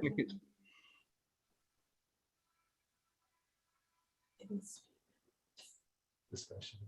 Any discussion? No discussion. All in favor? Aye. that's to vote on the amendment. Oh, okay, aye. Okay, so now It we're still back to is the, back on, too. This is- okay, now we're back to the original motion, Main motion. main motion. So any discussion on that? You're supposed to state that motion. Well, the motion was to accept the TS school. Well, you said the school, Nelson, but I'm gonna say TS because I'm not very good at it. School land spend plan. That was the motion. So all in favor? Was it amended? No, we got to, that was the original motion. So all in favor? I. No, Aye. we gotta amend it. The amendment replaces The amendment passed. the main motion, right? Now becomes the main motion. Oh, So so you- that was you- it. You restate the amendment. Okay. Go back to the Oh, main that's motion. right, that's right, So okay. So now the amendment is The main motion. the main motion, which is to approve the TS School Land Trust. What did you say? Amendment. No, you didn't say amendment. That's Said why we're back here. agreement, but that Agreement. works too. We said agreement, did we not? Yes, we said agreement. I thought I was reading No, you didn't read it right, sorry. I'm just kidding. it. Amend it again. It is an amendment to their plan. So, This gives us good practice. It is an amendment to their This is plan. great practice. I know, but he said agreement. So, Put it up on the screen and let's do it right. yeah, let's do it right. We're practicing, this is good for us. Okay, so friendly amendment, right? Or not a friendly, There's no such- that's all right, it's, So now do I request the motion? And then we could call for an amendment. Someone can amend it and get us back So to the we main need- so motion. Yes, back to the main I motion. move. Can I make a motion? Yes, go ahead. I move to amend the motion to state TES School Land Trust Amendment. Okay, motion by Mary, which will say TS School Land Trust Amendment. Do I have a second? Second. Second. Any discussion? No. All in favor? Aye. Aye. You've got to pass it. No, You've amended it. now. Okay, now we're back to number 4. To pass the TS School Land Trust Amendment. We're just voting. Yeah, you just vote. Any discussion? All in favor? Aye. Aye. Any Aye. opposed? That was kind of right. I think Oh, boy. Steve, I think that was part of the training right there. That was. I think he That was. planned that. That was good. That was good. Hey, I think he misstated that You on can never purpose. leave that to seat make us because you will go never through figure it. this out. Yeah, that's They right. actually. you really did. That was awesome. All right, Yes. Give us a point for training. absolutely. Thank you, everybody, for being patient. Yes. Okay, number 5, the 2022 San Luis School District Impact Aid Application. I need a motion. Motion by Steve, I move that we approve the 2022 San Juan School District Impact Aid application. I second the motion. okay, any discussion? All in favor? Aye. Aye. Aye. Okay. Number 6, San Juan School District 2022-23 Native American Policy and Procedures Manual. Motion to accept 2022-23 Indian Policy Procedure Manual. Okay, Michelle Cody, second. any discussion? No. All in favor? Close enough. Aye. Aye. All right, now number 7 on there is for new voting districts, and that is either we've already given the superintendent direction or we choose to make a motion to give him further direction. I So I will am open that going up. to make a motion that as a board, we request the county commission to revisit those maps and to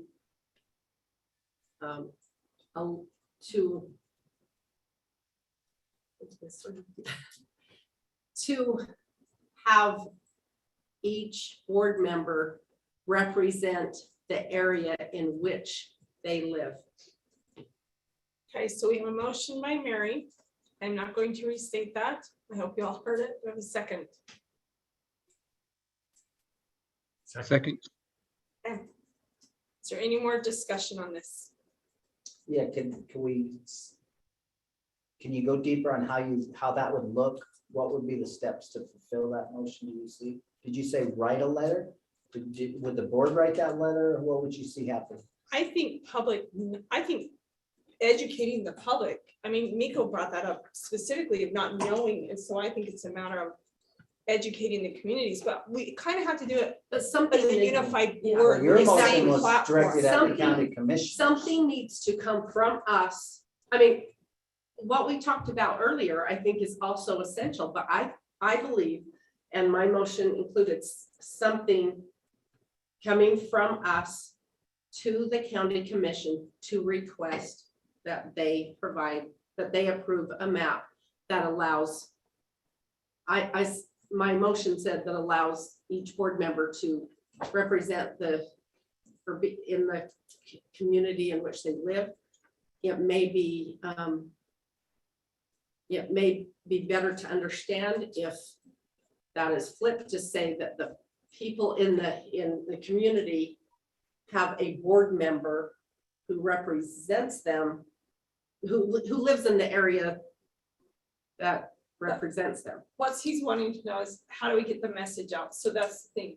Do we do virtual meeting? Do we have letters? Do we have a letter go to I every think we home have a that statement explains it?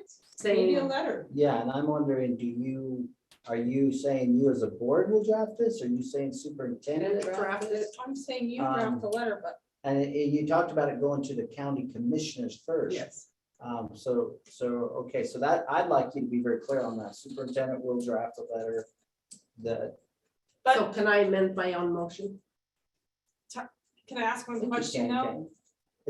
I'm not sure. Was there a first and a second? Yes. That it's not your own emotion anymore, it's the board's motion. Oh, So that's right. actually, we're in a discussion on Yeah. that thing first, but my question is I'm a little afraid if we just send a letter to the commissioners right out the gate, which we can, without the public knowing, and there's no more support backing that. I'm wondering if we've got to get the word out first, Our letter. and our letter goes with it.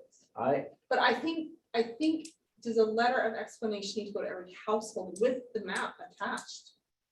A That map's map, name. I bet you that map would be so confusing just to send out. I'm gonna try to have, what I plan on doing is working with the administration in the communities to plan some type of a virtual Oh, parent that's meeting. awesome. And that would be for the parents though. What you're talking about is more for the Right. county commissioners, which is different, Well, so.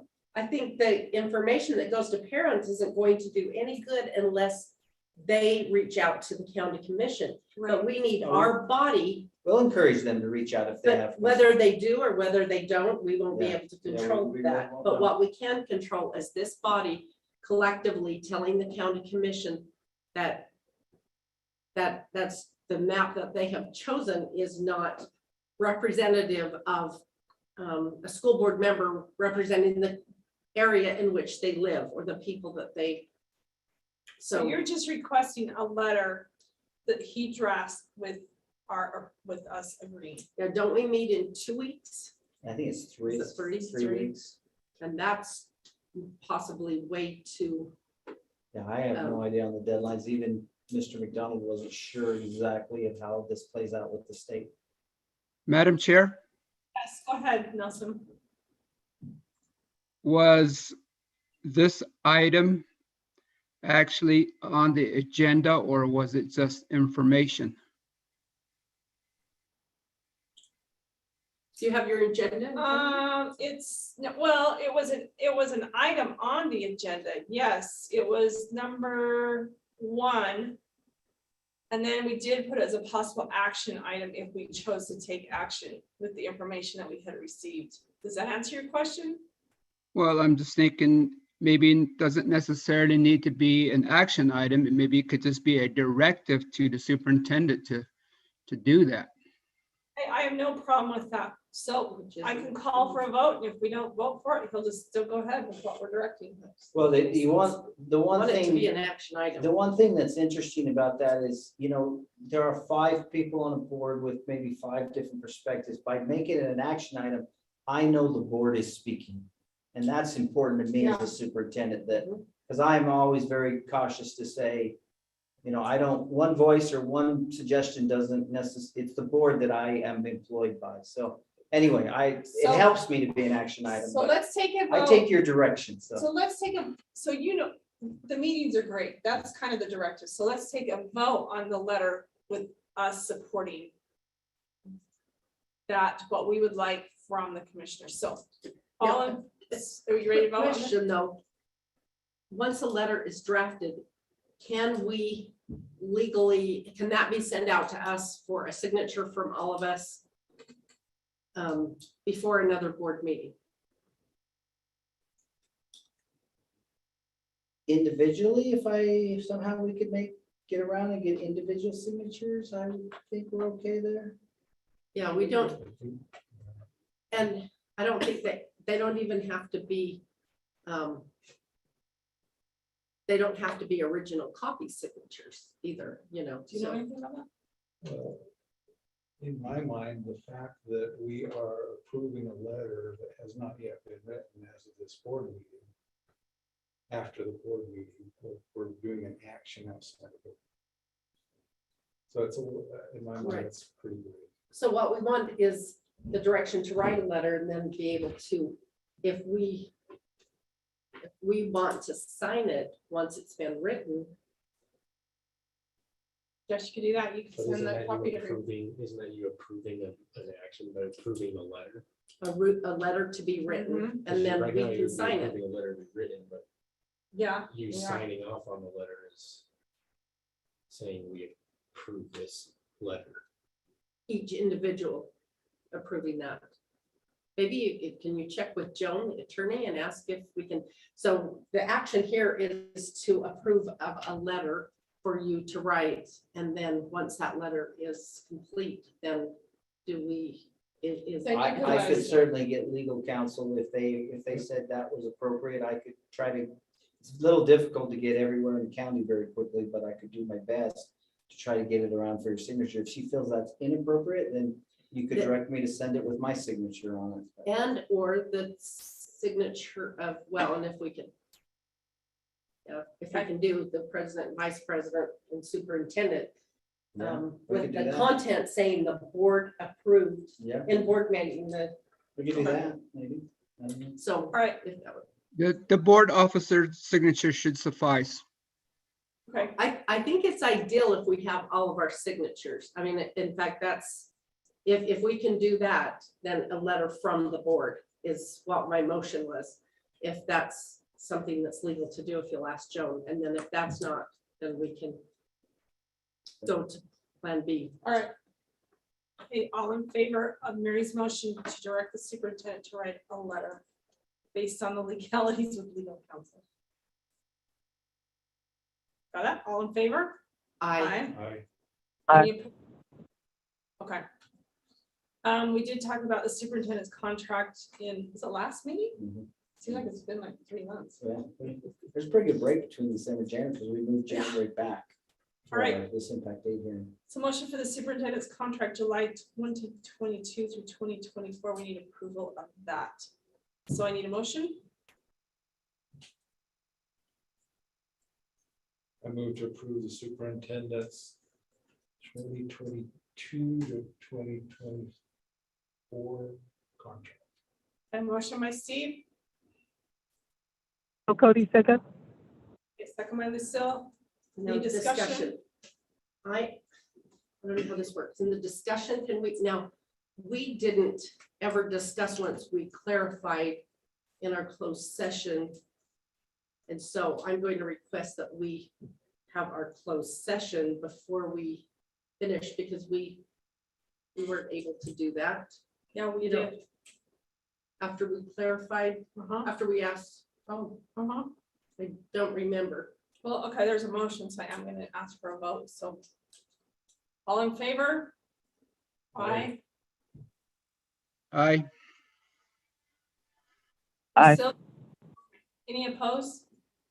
I'm going to pose it, but I want it to go on record. It's not because I don't approve the contract or not in favor of approving our superintendent to be employed by our school district and come July again. It's because I feel like we left a step out of the process that I wanted to talk about in our personnel, because that's the appropriate place to do that. So I felt like when I requested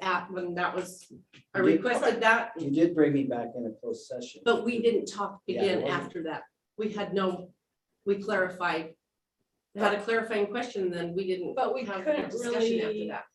And so when asked for tonight, it was denied, so. Okay, so the last two information items, would you like to go ahead? Yes, just some things to be aware on the calendar. CCR Day, our College and Career Ready Day, no school February 2nd. That's just students. We'll have our staff and have a very normal CCR day. And then our next board meeting is February 9th. It's back at the district office, and it'll be here and broadcasted virtually. So it'll be pretty dang quick, coming at us fast. Okay, thank you. All right, and then we have a couple items that we need to discuss in closed session, and they are.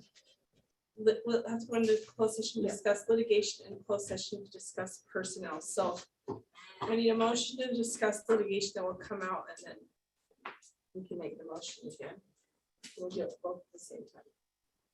We keep doing one at a time. Yeah, all right, so I need a motion. So thank you all for coming. We're not just trying to keep you out. Thanks for Parents ready to go spending the home. evenings. So, okay, I need a motion to go into litigation. I will make a motion to go into closed session for litigation. And roll call? Second. Oh, second, sorry. Nelson, you want to start the roll call? Sure. Nelson Yellowman, yes. Okay, Lucille? Lucille Cody, yes. Gary Shumway, yes.